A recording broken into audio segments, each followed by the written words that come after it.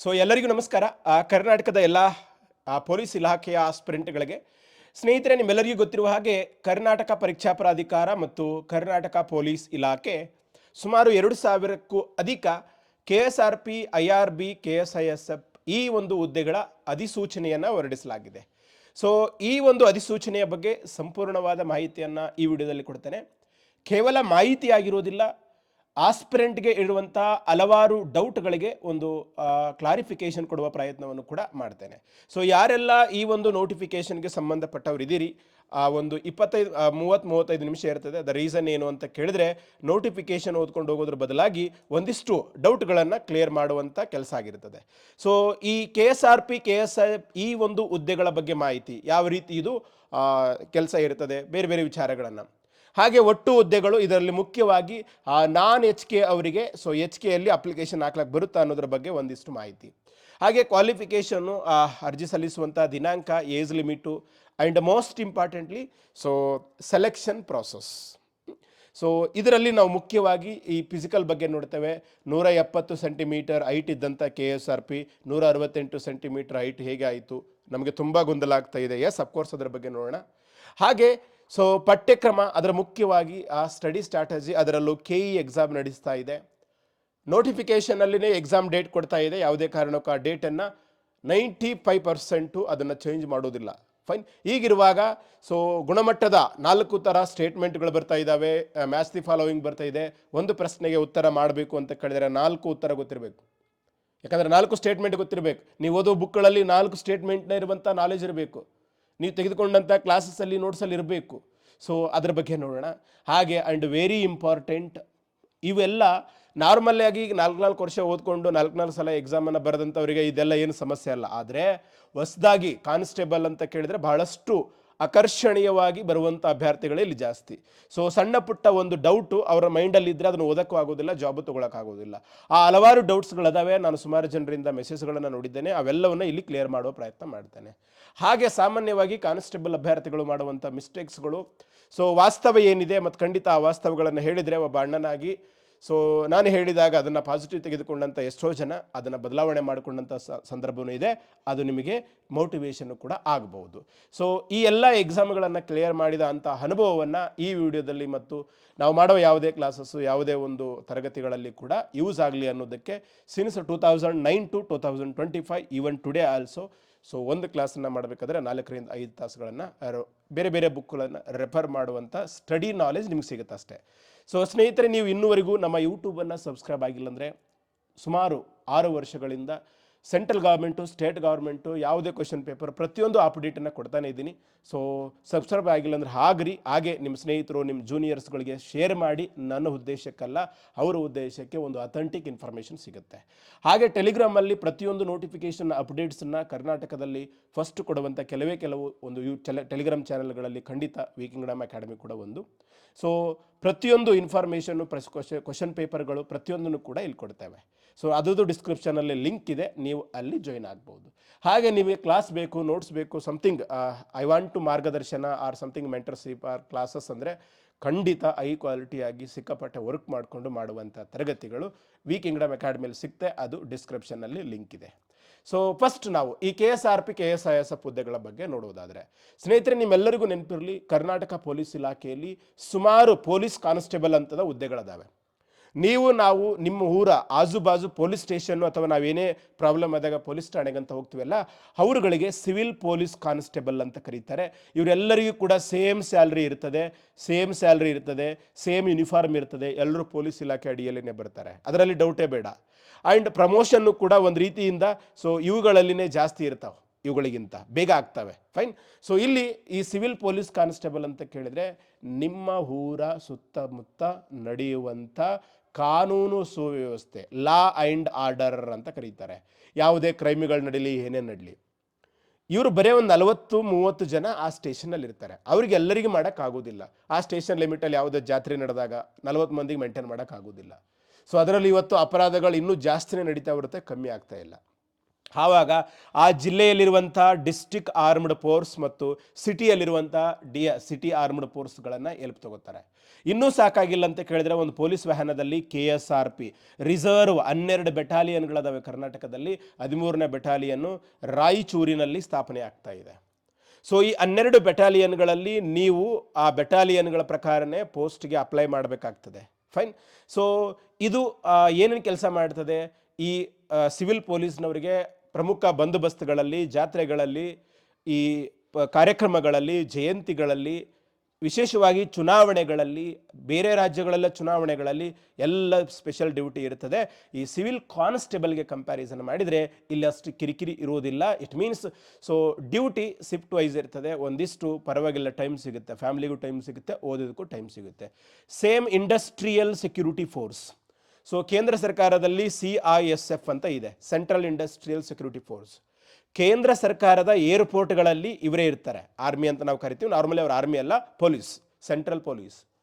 So Karnataka ರಾಜ್ಯ ಸರ್ಕಾರದ ಅಡಿಯಲ್ಲಿ ಬರುವಂಥ ವಿಮಾನ ನಿಲ್ದಾಣಗಳು, ಉದಾಹರಣೆಗೆ ಹುಬ್ಬಳ್ಳಿ ಧಾರವಾಡ ತಗೊಳ್ಳಿ, ಮೈಸೂರು ತಗೊಳ್ಳಿ, ಗುಲ್ಬರ್ಗ ತಗೊಳ್ಳಿ, ಸೊ ಶಿವಮೊಗ್ಗ ತಗೊಳ್ಳಿ, ಈ ವಿಮಾನ ನಿಲ್ದಾಣಗಳಲ್ಲಿ ನಿಮಗೆಲ್ಲ ಒಳಗಡೆ ಬಿಡಬೇಕಾದ್ರೆ ಫ್ರಿಸ್ಕಿಂಗ್ ಎಲ್ಲ ಮಾಡುವಂಥದ್ದು ಈ ಇಂಡಸ್ಟ್ರಿಯಲ್ ಸೆಕ್ಯೂರಿಟಿ ಫೋರ್ಸ್ನವರೇ. ಸೊ ಮುಖ್ಯವಾಗಿ 2008ರಲ್ಲಿ ಏನು ನಾವು ತಾಜ್ ಹೋಟೆಲ್ ಮೇಲೆ ದಾಳಿ ಆಯಿತು, ಟೆರರ್ ಅಟ್ಯಾಕ್ ಆಯಿತು, ಆವತ್ತಿನಿಂದ ಈ ರೀತಿ ಪ್ರಮುಖವಾದಂಥ ಸರ್ಕಾರದ ಪ್ರಮುಖ ಕಟ್ಟಡಗಳು, ವಿಧಾನಸೌಧ, ವಿಕಾಸಸೌಧ, ಸರ್ಕಾರದ ಪ್ರಮುಖ ಆಸ್ತಿಗಳಾದಂಥ ಡ್ಯಾಮ್ಗಳು, ಜಲಾಶಯಗಳು, KRS, ಸೂಪರ್ ಡ್ಯಾಮು, ಹೀಗೆ ಅದರ ಜೊತೆಗೆ ಸರ್ಕಾರದ ಪ್ರಮುಖ ಸಂಸ್ಥೆಗಳು. ಫಾರ್ ಎಕ್ಸಾಂಪಲ್ ಇವಾಗ ಪವರ್ ಪ್ಲಾಂಟೇಶನ್ ಇರ್ತದೆ, ಶಾಖ ಉತ್ಪನ್ನ ಕೇಂದ್ರಗಳಿರ್ತವೆ. ಇವುಗಳ ಕಡೆಗೆ ಸೇಫ್ಟಿ ಕೊಡಬೇಕು ಅನ್ನೋ ಕಾರಣಕ್ಕೆ ಆಂತರಿಕವಾಗಿ ಯಾವುದೇ ಥ್ರೆಟ್ಗಳಿದ್ರೆ, ಭಯೋತ್ಪಾದನೆಯಂಥ, ಬಾಂಬ್ ಅಟ್ಯಾಕ್ನಂಥ ಥ್ರೆಟ್ಗಳಿದ್ದರೆ, ರೀಸೆಂಟಾಗಿ 2008ಅಲ್ಲಿ ಇದು ದಾಳಿ ಆಯಿತು, 2011ನಲ್ಲಿ ಕರ್ನಾಟಕದಲ್ಲಿ ಸ್ಥಾಪನೆ ಆಯಿತು, 2013ನಲ್ಲಿ ಫಸ್ಟ್ ಬ್ಯಾಚ್ ರಿಕ್ರೂಟ್ಮೆಂಟ್ ಆಯಿತು. ಇದು ನಿಮ್ಗಾಗುವಂಥದ್ದು ಕೇವಲ 3ನೇ ಒಂದು ಬ್ಯಾಚು. ಇಲ್ಲಿ ಕರ್ನಾಟಕದಲ್ಲಿ 4 ಬೆಟಾಲಿಯನ್ಗಳದಾವೆ. ರೀಸೆಂಟಾಗಿ ಮೈಸೂರಲ್ಲಿ ಸ್ಥಾಪನೆ ಆಗಿದೆ, ಅದಕ್ಕೆ ಈ ಒಂದು ರಿಕ್ರೂಟ್ಮೆಂಟ್. ಭಾಳಷ್ಟು ಈಗ ನಾರ್ಮಲಿ ಜಾಸ್ತಿ ರಿಕ್ರೂಟ್ಮೆಂಟ್ ಆಗಬೇಕಾದ್ರೆ ರಿಟೈರ್ಮೆಂಟ್ ಆಗಬೇಕು, ಸಮಥಿಂಗ್ ಪ್ರಮೋಷನ್ ಆಗಬೇಕು, ಖಾಲಿ ಹುದ್ದೆಗಳು ಖಾಲಿ ಆಗಬೇಕು. ಇಲ್ಲಿರೋದೇ ರೀಸೆಂಟ್ ಆಗಿರೋದ್ರಿಂದ ವೆರಿ ರೇರು. 2016-17ರಲ್ಲಿ 2ನೇ ಸಲ ರಿಕ್ರೂಟ್ಮೆಂಟ್ ಆಗಿತ್ತು. ಅದಾದ ನಂತರ ನಿಯರ್ಲಿ 8-9 ವರ್ಷ ಆದಮೇಲೆ ಇದು ಆಗ್ತಾ ಇದೆ. ಇನ್ನು ನೆಕ್ಸ್ಟು IRB-PC ಅಂತ, ಇದು ಸೇಮ್ KSRP ಥರನೇ. KSRPಗಿಂತ ಒಂದಿಷ್ಟು ಟ್ರೈನಿಂಗು ಈ ವೆಪನ್ ಹ್ಯಾಂಡ್ಲಿಂಗಲ್ಲಿ, ಅದರಲ್ಲೂ ಈ ಪ್ರವಾಹ, ಭೂಕಂಪ, ಈ ನ್ಯಾಚುರಲ್ ಡಿಸಾಸ್ಟರ್ ಅಂತ ಇದ್ದಾವೆ, ಅಂಥ ಸಂದರ್ಭಗಳಲ್ಲಿ ಎಮರ್ಜೆನ್ಸಿ ಸ್ಪೆಸಿಫಿಕ್ ಆಗಿ ಟ್ರೈನಿಂಗ್ ಕೊಟ್ಟಿರ್ತಾರೆ. ಈವನ್ ಇದು KSRP ಅಡಿಯಲ್ಲಿನೇ ಬರ್ತದೆ. IRB ಅಡಿಯಲ್ಲಿರುವಂಥ ಸುಮಾರು RSI, RPI, ಈ ಕಮಾಂಡೆಂಟ್ ಅಧಿಕಾರಿಗಳೆಲ್ಲ KSRP ಅವರೇ ಇರ್ತಾರೆ. ಸೊ ಹಾಗಾಗಿ ಈ 3 ಹುದ್ದೆಗಳಲ್ಲಿ ಕೆಲಸ ಇದಕ್ಕೆ ಕಂಪ್ಯಾರಿಸನ್ ಮಾಡಿದರೆ ಕಡಿಮೆ ಇರುತ್ತದೆ, ಕಿರಿಕಿರಿ ಕೂಡ ಕಡಿಮೆ ಇರ್ತದೆ, ಓದುವುದಕ್ಕೆ, ಕುಟುಂಬಕ್ಕೆ ಟೈಮ್ ಸಿಗ್ತದೆ, ಸೇಮ್ ಸ್ಯಾಲ್ರಿ ಇರ್ತದೆ.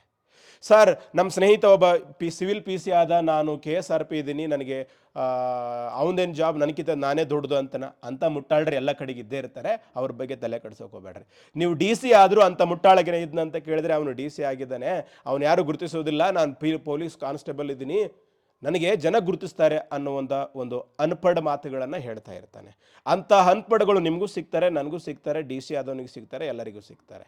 So only focus on your purpose, your family and your life, not others comments. ಯಾರು ಕಾಮೆಂಟ್ ಹಾಕ್ತಾರೆ, ಯಾರು ನಿಮ್ಮನ್ನು ಜಡ್ಜ್ ಮಾಡ್ತಾರೆ, ಅವರೆಲ್ಲರೂ ಮೂರ್ಖರು ಇರ್ತಾರೆ, ನಿಮಗಿಂತ ಕೆಳಗಡೆ ಇರ್ತಾರೆ. ಅವ್ರಿಗೆ ಅವ್ರ ಲೈಫ್ ಬಗ್ಗೆ ಇಂಥ ಜಾಸ್ತಿ ಬೇರೆಯವ್ರ ಲೈಫ್ ಬಗ್ಗೆ ತಲೆ ಕೆಡಿಸ್ಕೊಳ್ಳುವಂಥದ್ದು ಇರ್ತದೆ. ಸೊ ಇದೆಲ್ಲ ನಮ್ಮ ಶಿಕ್ಷಣದ ವ್ಯವಸ್ಥೆ ಅಲ್ಲ, ನಮ್ಮ ತಂದೆ ತಾಯಿ ಕಲಿಸುವ ಸಂಸ್ಕಾರನೂ ಕೂಡ ಅಲ್ಲ. ಅದರ ಬಗ್ಗೆ ತಲೆ ಕೆಡಿಸೋಕೋಬೇಡ್ರಿ. ನೆಕ್ಸ್ಟ್, ಸರಿ ಸರ್, ಈಗ ಒಟ್ಟು ಹುದ್ದೆಗಳು KSRP 1789 ಇದಾವೆ. ಇದರಲ್ಲಿ non-HK ಮತ್ತು HK ಅಂತ ಇದ್ದಾವೆ. ನೆನ್ಪಿಟ್ಕೊಳ್ಳಿ, ಸ್ಪೋರ್ಟ್ಸ್ ಕೋಟಾದಲ್ಲಿ ಸೊ ಸಪ್ರೇಟಾಗಿ ನೋಟಿಫಿಕೇಶನ್ ಆಗುತ್ತೆ. ಅದರ ಬಗ್ಗೆ ಬಿಟ್ಟಾಗ ಟೆಲಿಗ್ರಾಮಲ್ಲಿ ಶೇರ್ ಮಾಡ್ತೀವಿ. ಸರ್, non-HK ಅಂತ ಕೇಳಿದ್ರೆ ಕರ್ನಾಟಕದ 31 ಡಿಸ್ಟ್ರಿಕ್ಟ್ಗಳು ಅಪ್ಲಿಕೇಶನ್ ಹಾಕಬಹುದಾದಂಥ ಹುದ್ದೆಗಳು. HK ಅಂತ ಕೇಳಿದ್ರೆ ಸಂವಿಧಾನದ 371J ವಿಧಿಯಡಿಯಲ್ಲಿ ಬರುವಂಥ 7 ಡಿಸ್ಟ್ರಿಕ್ಟ್ನ ಅಭ್ಯರ್ಥಿಗಳು ಮಾತ್ರ ಅರ್ಜಿ ಸಲ್ಲಿಸುವಂಥ ಹುದ್ದೆಗಳು. So very clear. ಇಲ್ಲಿ KSRPಗೆ ಮಹಿಳೆಯರಿಗೂ ಕೂಡ ಇರ್ತವೆ, 123 ಪೋಸ್ಟ್ ಮಹಿಳೆಯರಿಗಿದಾವೆ. ಸೊ ಪುರುಷರಿಗೂ ಕೂಡ ಇರ್ತವೆ. DR 1 ಬಿಟ್ಟು, DR 1 ಬಿಟ್ಟು, IRB 1 ಬಿಟ್ಟು ಹೆಣ್ಮಕ್ಳಿಗೆ ನಾರ್ಮಲಿ ಪೋಸ್ಟ್ ಇರ್ತವೆ. ಜಾಸ್ತಿ ಸಿವಿಲ್ PC ಇರ್ತವೆ. ನೆಕ್ಸ್ಟು ಈ KSRP, KSISF ಇವುಗಳಲ್ಲಿ ಕೂಡ ಇರ್ತವೆ. ಸೊ 12 ಬೆಟಾಲಿಯನ್ಗಳಿರ್ತವೆ. ನೀವು ಯಾವ ಬೆಟಾಲಿಯನ್ಗೆ ಅರ್ಜಿ ಸಲ್ಲಿಸಬೇಕೋ ಅದಕ್ಕೆ ಮಾತ್ರ ಒಂದಕ್ಕೆ ಅರ್ಜಿ ಸಲ್ಲಿಸಬೇಕಾಗತ್ತೆ. ನೀವು ಅಪ್ಲಿಕೇಶನ್ ಹಾಕಬೇಕಾದ್ರೆ ನಂಬರ್ ಆಫ್ ಪೋಸ್ಟನ್ನು ನೋಡಿ, ನಿಮ್ಮ ರಿಸರ್ವೇಷನ್ನು ಕೂಡ ನೋಡಿ. ಹಾಂ, ಸೊ ನಂಬರ್ 2, ನೀವು ವರ್ಕ್ ಮಾಡುವಂಥ ಪ್ಲೇಸ್. ಫಾರ್ ಎಕ್ಸಾಂಪಲ್, ಯಾರೋ ಹೆಣ್ಮಕ್ಳು ಇರ್ತೀರಿ, ಮೈಸೂರು ಭಾಗದವ್ರು ಇರ್ತೀರಿ, ಮೈಸೂರಿನ ಭಾಗ ಸಮೀಪ ಇರುವಂಥ ಒಂದು ಬೆಟಾಲಿಯನ್ಗೆ ಅಪ್ಲಿಕೇಶನ್ ಹಾಕಿ. ಇಲ್ಲ ಸರ್, ನಾನು ಎಲ್ಲಾದರೂ ಜಾಬ್ ಸಿಕ್ಕರೆ ಸಾಕು ಅನ್ನೋರಿದ್ದರೆ ನಿಮ್ಗೆ ಎಲ್ಲಿ ಜಾಸ್ತಿ ಪೋಸ್ಟ್ ಅದ, ಕೆಲವೊಂದು ಸಲ ಜಾಸ್ತಿ ಪೋಸ್ಟ್ ಇದ್ದಲ್ಲಿನೇ 1-2 ಮಾರ್ಕ್ಸು ಕಟ್ ಆಫ್ ಜಾಸ್ತಿ ನಿಂದಿರ್ತದೆ. ಸೊ ನೀವು ಯಾವುದೇ ನಿರ್ಧಾರ ತೆಗೆದುಕೊಂಡ್ರೂ ಕೂಡ ನಿಮ್ಮ ನಿರ್ಧಾರ ನಿಮ್ಮದೇ ಆಗಿರಬೇಕು. ನಾನು ಹೇಳೋದಾಗಲಿ, ಇನ್ನೊಬ್ಬ ಯಾರೋ ಅಣ್ಣ, ಅಕ್ಕ, ಸರ್, ಸಾಬ ಯಾರು ಹೇಳಿದ್ದು ನಾಳೆಗೆ ಸಕ್ಸಸ್ ಆದರೆ ಅಫ್ಕೋರ್ಸ್ ಥ್ಯಾಂಕ್ ಯು ಸರ್, ನೀವು ಹೇಳಿದ್ದಕ್ಕೆ ಆಯಿತು. ಫೇಲಿಯರ್ ಆದರೆ ನನ್ನ ಮಗನೇ ನೀನು ಹೇಳಿದ್ದಕ್ಕೆ ನನ್ನ ಲೈಫ್ ಮಿಸ್ ಮಾಡಿಕೊಂಡೆ, ಈ ಒಂದು ಕಾಮೆಂಟ್ ಬರ್ತಾವ. ಇದೆಲ್ಲರೂ ಮಾಡುವಂಥದ್ದೇ. ಸೊ ಫೈನ್, ಡಿಸಿಷನ್ ನಿಮ್ಮದೇ ಆಗಿರಲಿ. Next KISIF, industrial security force. ಕರ್ನಾಟಕದಲ್ಲಿ 4 ಬೆಟಾಲಿಯನ್ಗಳದಾವೆ. 4 ಬೆಟಾಲಿಯನ್ಗಳದಾವೆ. ಒಂದು ಬೆಂಗಳೂರಿನಲ್ಲಿರುವಂಥದ್ದು, ಸೊ 2 ಶಿವಮೊಗ್ಗದಲ್ಲಿರುವಂಥದ್ದು, 3 ಧಾರವಾಡದಲ್ಲಿರುವಂಥದ್ದು, ರೀಸೆಂಟಾಗಿ 4ನೇದು ಮೈಸೂರಿನಲ್ಲಿ ಸ್ಥಾಪನೆ ಮಾಡಿರುವಂಥದ್ದು. ಇವುಗಳ ಮುಖ್ಯ ಕೆಲಸ ವಿಮಾನ ನಿಲ್ದಾಣ, ಡ್ಯಾಮ್ಗಳು, ಸೊ ಸರ್ಕಾರದ ಪ್ರಮುಖ ಕಟ್ಟಡಗಳು ಇವುಗಳಷ್ಟೇ ಆಗಿರ್ತವೆ. ಸೊ ಹಾಗಾಗಿ ಇವುಗಳದ್ದು ಎಲ್ಲೆಲ್ಲಿ ಕೆಲಸ ಸಿಗುತ್ತೆ ಹಾಗೆ ಏನೂ ಇರುವುದಿಲ್ಲ. ನಾನು ಮತ್ತೆ ಹೇಳ್ತಾ ಇದ್ದೇನೆ, ಈಗ ನಾವು ಧಾರವಾಡದಲ್ಲಿ ಉತ್ತರ ಕರ್ನಾಟಕ ಎಲ್ಲ ಕವರ್ ಆಗ್ತದೆ. ಸೊ ಬೆಂಗಳೂರು, ಅಫ್ಕೋರ್ಸ್ ಬೆಂಗಳೂರು ದೊಡ್ಡದಿರ್ತದೆ, ಬೆಂಗಳೂರಿನಲ್ಲಿ ಕವರ್ ಆಗ್ತದೆ. Shivamogga normally Malenadu coastal area, ಇಲ್ಲಿ ಕವರ್ ಆಗ್ತದೆ. ಇನ್ನು ಮೈಸೂರು ಅಂತ ಬಂದಾಗ ಮೈಸೂರು ಡಿವಿಷನ್ನಲ್ಲಿರುವಂಥ ಡಿಸ್ಟ್ರಿಕ್ಟ್ಗಳು ಕವರ್ ಆಗ್ತದೆ. ಸೊ ಮಹಿಳೆಯರಿಗೂ ಕೂಡ ಹುದ್ದೆಗಳದಾವೆ, ಪುರುಷರಿಗೂ ಹುದ್ದೆಗಳದಾವೆ. And most importantly only HK ಅವರಿಗೆ ಅಷ್ಟೇ ಅದಾವೆ. 7 ಡಿಸ್ಟ್ರಿಕ್ನವರಿಗೆ ಮಾತ್ರ ಅಷ್ಟೇ ಅದಾವೆ. ಸೊ ನಾನು ನಿಮಗೆ ಹೇಳ್ತೇನೆ, ನಾನು HK ಅವರು ಅಪ್ಲಿಕೇಶನ್ ಹಾಕಬೇಕು ಹಾಕಬಾರ್ದು ಅನ್ನೋದನ್ನು ಮುಂದೆ ಡಿಸ್ಕಸ್ ಮಾಡ್ತೇನೆ. ನಾನ್ HK ನೋಟಿಫಿಕೇಷನ್ ಅಂತ ಇಲ್ಲ. ಯಾಕಿಲ್ಲ, ಏನಾಯಿತು ಅಂತ ನೋಡೋಣ. ಹಾಗೆ IRB ಅಂತ ಇದೆ, 161 ಪೋಸ್ಟ್ ಅದಾವ. ಇದು ಕೂಡ HK ಅವರಿಗೆ 7 ಡಿಸ್ಟ್ರಿಕ್ಟ್ಗಳಿಗೆ ಮಾತ್ರ ಇದೆ. ಇಲ್ಲಿ ಪುರುಷ ಅಭ್ಯರ್ಥಿಗಳು ಮಾತ್ರ, ಮಹಿಳೆಯರು ಇರುವುದಿಲ್ಲ. ಅಗೇನ್, ಸೊ ಇದು ಒಂಥರ ಡಿಸಾಸ್ಟರ್ ಮ್ಯಾನೇಜ್ಮೆಂಟು. ಸೊ ಬೇರೆ ಸ್ಟೇಟ್ಗಳಲ್ಲಿ ಎಮರ್ಜೆನ್ಸಿ ಬಂದಾಗ ಹೋಗುವಂಥದ್ದು, ಇದಕ್ಕೆ ರೆಡಿ ಇರೋದರಿಂದ ಇಲ್ಲಿ ನಾರ್ಮಲಿ ಮಹಿಳೆಯರನ್ನು ಇನ್ನೂ ಇಂಡಕ್ಟ್ ಮಾಡಿಲ್ಲ. ಸರಿ, ಈಗ ನಮ್ಮ ಪ್ರಶ್ನೆ, ಬಹಳ ಜನರ ಪ್ರಶ್ನೆ, HK ಯಲ್ಲಿರುವಂಥ ಪೋಸ್ಟ್ಗಳಿಗೆ HK ಅವರು ಅಪ್ಲಿಕೇಶನ್ ಹಾಕ್ಬೋದಾ? ಇಲ್ಲಿ ವೆರಿ ಕ್ಲಿಯರ್ ಆಗಿ ಹೇಳ್ತಾನೆ. ಇಲ್ಲಿ ನಾನು ಅದರಲ್ಲೂ ವಿಶೇಷವಾಗಿ ಈ ಕಾನ್ಸ್ಟೇಬಲ್ ಅಭ್ಯರ್ಥಿಗಳನ್ನು ಅಬ್ಸರ್ವ್ ಮಾಡಿದ್ದೇನೆ. ಆ ಮಾಹಿತಿ ತಪ್ಪಿದ್ರೂ ಅವರಿಗೆ ಬೇಕಾಗಂಗೆ ಹೇಳಿದ್ರೆ ಥ್ಯಾಂಕ್ ಯು ಸರ್ ಅಂತಾರೆ. ಅವರಿಗೆ ಇರುವಂಥ ಮಾಹಿತಿ ಅವ್ರಿಗೆ ಬೇಡವಾಗಿತ್ತು ಅಂತ ಕೇಳಿದ್ರೆ ಅವನು ಹೇಳಕ್ಕೆ ಅನ್ನೋದನ್ನು ಕೂಡ ನೋಡಿದ್ದೀನಿ. ನೀವೇನಂದ್ರು I don't care, the reason ನನ್ನ ಕೆಲಸ ಇರುವಂಥದ್ದನ್ನು ಹೇಳುವಂಥದ್ದಷ್ಟೇ. ಸೊ ತಿಳಿಸುವಂಥದ್ದು, ಕ್ಲಾರಿಫಿಕೇಶನ್ ಕೊಡುವಂಥದ್ದು ಅಷ್ಟೇ. That is my intention. My intention is always good. So ನೋಡಿ, 371J ಅಂತ ಸಂವಿಧಾನದ ಒಂದು ವಿಧಿ. ಈ ವಿಧಿಯ ಪ್ರಕಾರ ಕರ್ನಾಟಕದಲ್ಲಿ ಆರ್ಥಿಕವಾಗಿ, ಶೈಕ್ಷಣಿಕವಾಗಿ, ಸಾಮಾಜಿಕವಾಗಿ ಹಿಂದುಳಿದಂಥ 7 ಡಿಸ್ಟಿಕ್ಗಳಿಗೆ ಸೊ ಒಂದು ಮೀಸಲಾತಿಯನ್ನು ಕೊಟ್ಟಿರುವಂಥದ್ದು. ಇದು ಕರ್ನಾಟಕದಲ್ಲಿ ಅಷ್ಟೇ ಅಲ್ಲ, ಸಂವಿಧಾನದ 371ನೇ ವಿಧಿಯಲ್ಲಿ ನಿಂತ ಜೆ ತನಕ ಸುಮಾರು ರಾಜ್ಯಗಳಲ್ಲಿ ಕೊಟ್ಟಿದ್ದಾರೆ. ಓಕೆ, ನೆಕ್ಸ್ಟ್, ಈ 7 ಡಿಸ್ಟಿಕ್ಗಳಲ್ಲಿ ಖಾಲಿ ಇರುವಂಥ 100 ಪೋಸ್ಟ್ಗಳದಾವೆ ಅಂತ ಕೇಳಿದರೆ, ಗ್ರೂಪ್ ಡಿ, ಗ್ರೂಪ್ ಸಿ ಪೋಸ್ಟ್ಗಳು 80 ಪೋಸ್ಟ್ಗಳು ಈ 7 ಡಿಸ್ಟಿಕ್ನವರೇ ಫಿಲ್ ಮಾಡಬೇಕು. 20 ಪೋಸ್ಟ್ಗಳು ಉಳಿಕಿದಂಥ 31 ಡಿಸ್ಟಿಕ್ನವರು ಫಿಲ್ ಮಾಡಬೇಕು, ಈ ಡಿಸ್ಟ್ರಿಕ್ಗಳಲ್ಲಿರುವ ಪೋಸ್ಟು. ಫೈನ್. ಸೊ ಈಗ ಇಲ್ಲಿ ಕೇವಲ HKಗೆ ಅಷ್ಟೇ ಯಾಕೆ ನೋಟಿಫಿಕೇಶನ್ ಆಗಿದೆ ಅಂತ ಕೇಳಿದರೆ, ನಿಮ್ಮೆಲ್ಲರಿಗೂ ನೆನಪಿರಲಿ, ಇದು ಸಂವಿಧಾನದಲ್ಲಿರುವ ವಿಧಿ ಆಗಿರುವುದರಿಂದ HKಯಲ್ಲಿ ನೋಟಿಫಿಕೇಶನ್ ಮಾಡುವ ಹಾಗೆ ಇಲ್ಲಿ ಅರಬರಿಯಲ್ಲಿ ಅಥವಾ ಅಡದುಡಿಯಲ್ಲಿ ಯಾರೂ ರಿಸ್ಕ್ ತಗೊಳ್ಳಲ್ಲ. ಹಾಗಾಗಿ 2013ರಲ್ಲಿ ಈ ಒಂದು ವಿಧಿ ಜಾರಿಗೆ ಬಂದರೂ ಕೂಡ ಅಲ್ಲಿಯ ಅಧಿಕಾರಿಗಳು, ಜನಪ್ರತಿನಿಧಿಗಳ ಒಂದು ಲ್ಯಾಕ್ ಆಫ್ ಸಮಥಿಂಗ್, ಒಂದು ಇಚ್ಛಾಶಕ್ತಿಯ ಕೊರತೆಯಿಂದ HK ಭಾಗದಲ್ಲಿ ಸುಮಾರು ಪೋಸ್ಟ್ಗಳು ಇರುವ ಪೋಸ್ಟ್ಗಳು ಪೆಂಡಿಂಗ್ ಆಗ್ತಾನೆ ಬಂದಿವೆ. ಸೊ ಹಾಗಾಗಿ ಅಲ್ಲಿರುವಂಥ ಪೆಂಡಿಂಗ್ ಆಗಿರುವಂಥ ಪೋಸ್ಟ್ಗಳನ್ನು ಈಗ ಫಿಲ್ ಮಾಡ್ತಾ ಇದ್ದಾರೆ. ನಂಬರ್ 1 ಯಾಕೆ HKಯಲ್ಲಿ ಇಲ್ಲ ಅಂತ ಕೇಳಿದರೆ, 2016-17ರಲ್ಲಿ ಫಿಲ್ ಮಾಡಿತ್ತಲ್ಲ, ಮೇ ಬಿ ಆ ಟೈಮಲ್ಲಿ ಈ KSISF ಪೋಸ್ಟ್ಗಳನ್ನು HK ಪೋಸ್ಟ್ಗಳನ್ನು ಇದರಲ್ಲಿನೇ ಆಗಿರ್ಬೋದು. HK ಆಗಿರಲಿಕ್ಕಿಲ್ಲ, ಆದರೂ ಕೂಡ ಒಂದಿಷ್ಟು ಆಗಿರ್ಬೋದು. ಸೊ ಒನ್ ಥಿಂಗ್, ಆಲ್ರೆಡಿ ಪೋಸ್ಟ್ಗಳು ಅವೈಲೇಬಲ್ ಇಲ್ಲ. ಯಾವುದೇ VA ಆಗಿರ್ಬೋದು, ಯಾವುದೇ ನೋಟಿಫಿಕೇಶನ್ ಆಗಿರ್ಬೋದು, ಮೊದಲು ಆ ಒಂದು ಡಿಸ್ಟ್ರಿಕ್ಟಲ್ಲಿ ಎಷ್ಟು ಸ್ಯಾಂಕ್ಷನ್ಡ್ ಪೋಸ್ಟ್ ಇದ್ದಾವೆ, ಎಷ್ಟು ಪೋಸ್ಟ್ಗಳು ಅಲ್ಲಿ ವರ್ಕ್ ಮಾಡ್ಬೋದು, 100 ಪೋಸ್ಟು. ಇದರಲ್ಲಿ ಖಾಲಿ ಎಷ್ಟಿದ್ದಾವೆ? 20. ಈ 20 ಖಾಲಿ ಪೋಸ್ಟ್ಗಳಲ್ಲಿ HK ಅವರಿಗೆ ಎಷ್ಟು, ಈ 100 ಪೋಸ್ಟ್ಗಳಲ್ಲಿ HK ಅವರಿಗೆ ಎಷ್ಟು, HK ಅವರಿಗೆ ಎಷ್ಟು ಅಂತ ಡಿಸೈಡ್ ಆಗಿರ್ತದೆ. ಸೊ ಅದರಲ್ಲಿ ಎಷ್ಟು ಖಾಲಿ ಇದ್ದಾವೆ, ಈ 20 ಪೋಸ್ಟ್ಗಳಲ್ಲಿ ಖಾಲಿ ಇರುವ ಎಲ್ಲ HKನೇ ಇದ್ಬಿಟ್ರೆ ಇವುಗಳಿಗೆ ಹಣಕಾಸು ಅನುಮೋದನೆ ಸಿಕ್ಕಿಬಿಟ್ಟು ನೋಟಿಫಿಕೇಶನ್ ಆಗುತ್ತೆ. ಈಗ ನಾವು ಆಸ್ಪಿರೆಂಟ್ಗಳು ಹೆಂಗೆ ಆಲೋಚನೆ ಮಾಡೋದು? ಖಂಡಿತ ನಾನು ಆಸ್ಪಿರೆಂಟ್ ಆದರೂ ಕೂಡ ಅಷ್ಟೇ, ನೀವಾದರೂ ಕೂಡ ಅಷ್ಟೇ. ನಮಗೆ 2 ನೋಟಿಫಿಕೇಶನ್ ಸಿಕ್ಕರೆ 2 ಎಕ್ಸಾಮ್ ಬರಿಬೋದು. 2 ಕಡೆ ಅಟ್ಲೀಸ್ಟ್ ಒಂದಾಗಿಲ್ಲ ಅಂದರೆ ಒಂದಾಗುವ ಸಾಧ್ಯತೆ ಇರ್ತದೆ. That is correct. ಆದರೆ ನಾವು ಅದರ ಜೊತೆಗೆ ಇರುವಂಥ ಒಂದು ವಾಸ್ತವ ಅಂಶಗಳನ್ನು ಕೂಡ ಅರ್ಥ ಮಾಡ್ಕೋಬೇಕಾಗತ್ತೆ. ಸೊ ಆಲ್ರೆಡಿ ಈ KSISF IRB ಪೋಸ್ಟ್ಗಳು ಇಲ್ಲಿ ಅವೈಲೇಬಲ್ ಇರಲಿಕ್ಕಿಲ್ಲ. ನಂಬರ್ 2 ಆಲ್ರೆಡಿ ಹಿಂದೆ ಫಿಲ್ ಆಗಿರ್ಬೋದು. ಅಥವಾ ನಂಬರ್ 3 KSISF ಅಂತೂ ನಾರ್ಮಲಿ ಇರುವುದಿಲ್ಲ. ಮೇ ಬಿ ಈ ನೋಟಿಫಿಕೇಷನಲ್ಲಿ ಈಗ ಸದ್ಯ ಆ ಪೋಸ್ಟ್ಗಳನ್ನು ಫಿಲ್ ಮಾಡದೇ ಇರ್ಬೋದು. ಯಾಕಂದರೆ ಯಾವುದೇ ಇಲಾಖೆ ಆಗಲಿ, ಸರ್ಕಾರದ ಇಲಾಖೆ, ನೀವೇನಾದರೂ ಪಬ್ಲಿಕ್ ಅಡ್ಮಿನಿಸ್ಟ್ರೇಷನ್ ಅಂತ ಸಬ್ಜೆಕ್ಟ್ ಓದಿದರೆ ಖಾಲಿ ಇರುವ 100% ಹುದ್ದೆಗಳೊಂದಿಗೆ ಯಾವ ಇಲಾಖೆ ಕೂಡ ಕೆಲಸ ಮಾಡೋದಿಲ್ಲ, ಮಾಡಬಾರ್ದು ಕೂಡ. ದ ರೀಸನ್ ಏನು ಅಂತ ಕೇಳಿದ್ರೆ ರಿಡಂಡೆನ್ಸ್ ಅಂತ ಕರೀತಾರೆ. ಸರ್ಕಾರಿ ಇಲಾಖೆಗಳಲ್ಲಿ 100% ವರ್ಕರ್ಸ್ ಇದ್ದರೆ ಲೇಜಿ ಮಾಡುವವರು, ಕಳ್ಳತನ ಮಾಡುವವರು, ಅವರಿಂದ ಬರುವಂಥ ಔಟ್ಪುಟ್ ಕಡಿಮೆ ಇರ್ತದೆ. ಸೊ ಯಾವಾಗಲೂ 20% ಸ್ಕೇರ್ಸಿಟಿ, 10% ಸ್ಕೇರ್ಸಿಟಿ ಕಡಿಮೆನೇ ಇರ್ತಾರೆ. ಹಾಗಾಗಿ ಆ ಕೆಲಸಗಳನ್ನು ಅವ್ರ ಕಡೆಯಿಂದ ಮಾಡಿಸುವಂಥದ್ದು ಇವತ್ತಲ್ಲ, ಕೌಟಿಲ್ಯನ ಅರ್ಥಶಾಸ್ತ್ರದಿಂದ ಇಲ್ಲಿಯ ತನಕ ಯಾವುದೇ ಒಂದು ಆಡಳಿತದ ಬಗ್ಗೆ ಇರುವಂಥ ಕಾನೂನುಗಳಲ್ಲಿ ಇರುವಂಥದ್ದು. ಸೊ ಹಾಗಾಗಿ ನಿಮಗೆ 100 ಪೋಸ್ಟ್ ಸ್ಯಾಂಕ್ಷನ್ ಅದಾವ ಅಂತ ಕೇಳಿದ್ರೆ ಒಂದು 10 ಪೋಸ್ಟ್ ಆದರೂ ಅವರು ತುಂಬಲಾರ್ದಂಗೆ ಹೊಟ್ಟೆ ಇಟ್ಕೋತಾರೆ. I hope you understand. So ಹಾಗಾಗಿ ಈ ನೋಟಿಫಿಕೇಷನಲ್ಲಿ HK ಅವರಿಗೆ ಪೋಸ್ಟ್ಗಳಿಲ್ಲ. ಸರ್ ನಾವೀಗ HK ನೋಟಿಫಿಕೇಷನಲ್ಲಿ ಅಪ್ಲೈ ಮಾಡ್ಬೋದಾ? ಸೊ ಈ ಪ್ರಶ್ನೆಗೆ ನಿಮಗೆ ಈಗಾಗಲೇ ಗೊತ್ತಿದೆ ಅಂತ ಅಂದ್ಕೊಳ್ತೀನಿ. ಇವನ್ ಗೊತ್ತಿಲ್ಲ ಅಂತಂದ್ರೂ ಕೂಡ ತಿಳ್ಕೊಳ್ಳಿ. ಏನಂತ ಕೇಳಿದರೆ, ಸೊ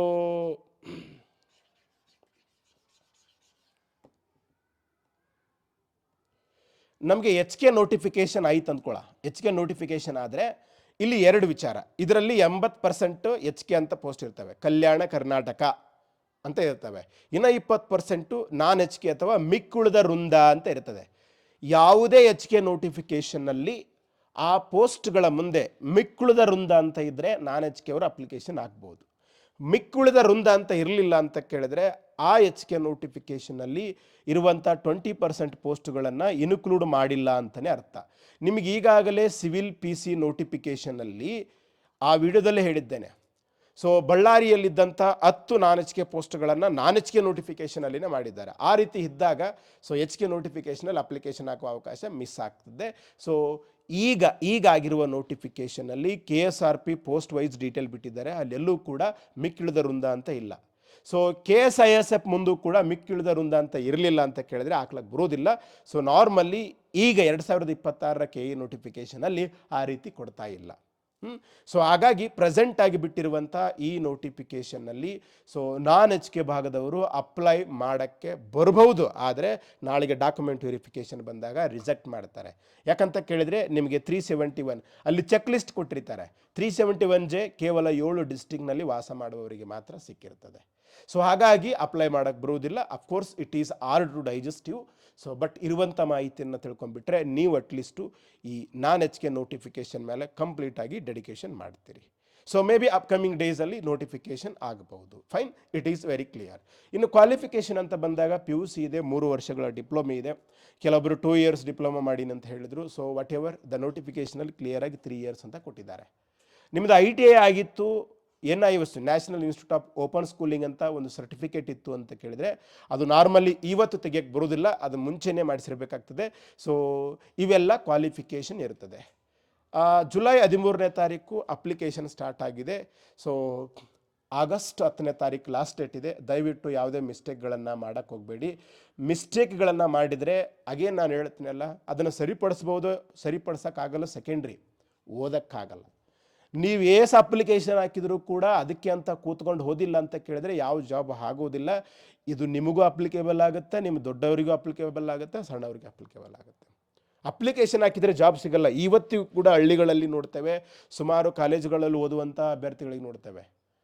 ಆಗ್ತಾ ಇರೋ ಅಪ್ಲಿಕೇಶನ್ ಆಗ್ತಾ ಇರೋ ಯಾವುದಾದ್ರೂ ಒಂದು ಆಗುತ್ತೆ.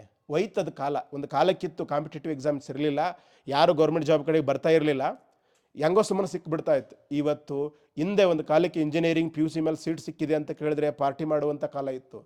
ಇಂಜಿನಿಯರಿಂಗ್ ಓದಿದಂಥವ್ರು, MBA ಓದಿದಂಥವ್ರು, PhD ಓದಿದಂಥವ್ರು ಕಾನ್ಸ್ಟೇಬಲ್ಗೆ, ವಿಲೇಜ್ ಅಕೌಂಟೆಂಟ್ಗೆ, PUC ಮೇಲೆ SLC ಮೇಲೆ ಇರುವ ಜಾಬ್ಗಳಿಗೆ, ಪ್ಯೂನ್ ಜಾಬ್ಗಳಿಗೆ ಅಪ್ಲೈ ಮಾಡ್ತಾ ಇದ್ದಾರೆ. Qualification is just certificate, the paper document.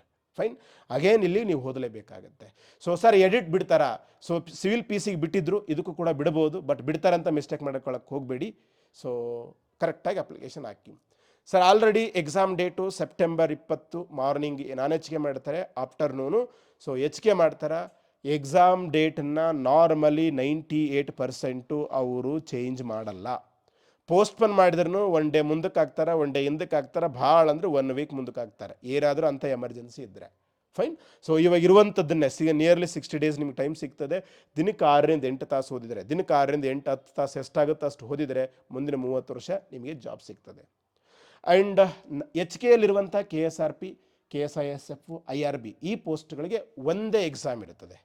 So one exam ಇರ್ತದೆ. ನೀವೆಲ್ಲದಕ್ಕೂ ಅಪ್ಲೈ ಮಾಡಿ. ಕೆಲವೊಬ್ಬರು ಮುಟ್ಟಾಳರು ನಿಮ್ಮ ಸುತ್ತಮುತ್ತ ಇರ್ತಾರೆ, ಸುಮ್ಮನೆ ನಿಮ್ಮನ್ನು ಡೈವರ್ಟ್ ಮಾಡಬೇಕಂತ. ನೀವು ಯಾರ ಬಗ್ಗೆ ಯಾರ್ದಾದ್ರೂ ಮಾತು ಕೇಳಬೇಕಾದ್ರೆ ಒಂದನೇದ್ದು ಅವ ನಿಮ್ಗಿಂತ ವಯಸ್ಸಿನಲ್ಲಿ ದೊಡ್ಡವನಾಗಿರಬೇಕು, ಅನುಭವದಲ್ಲಿ ದೊಡ್ಡವನಾಗಿರಬೇಕು, ಆಲ್ರೆಡಿ ಎಕ್ಸಾಮ್ಗಳನ್ನು ಕ್ಲಿಯರ್ ಮಾಡಿರಬೇಕು, ಡಾಕ್ಯುಮೆಂಟ್ ವೆರಿಫಿಕೇಷನ್ ಬಂದಿರಬೇಕು.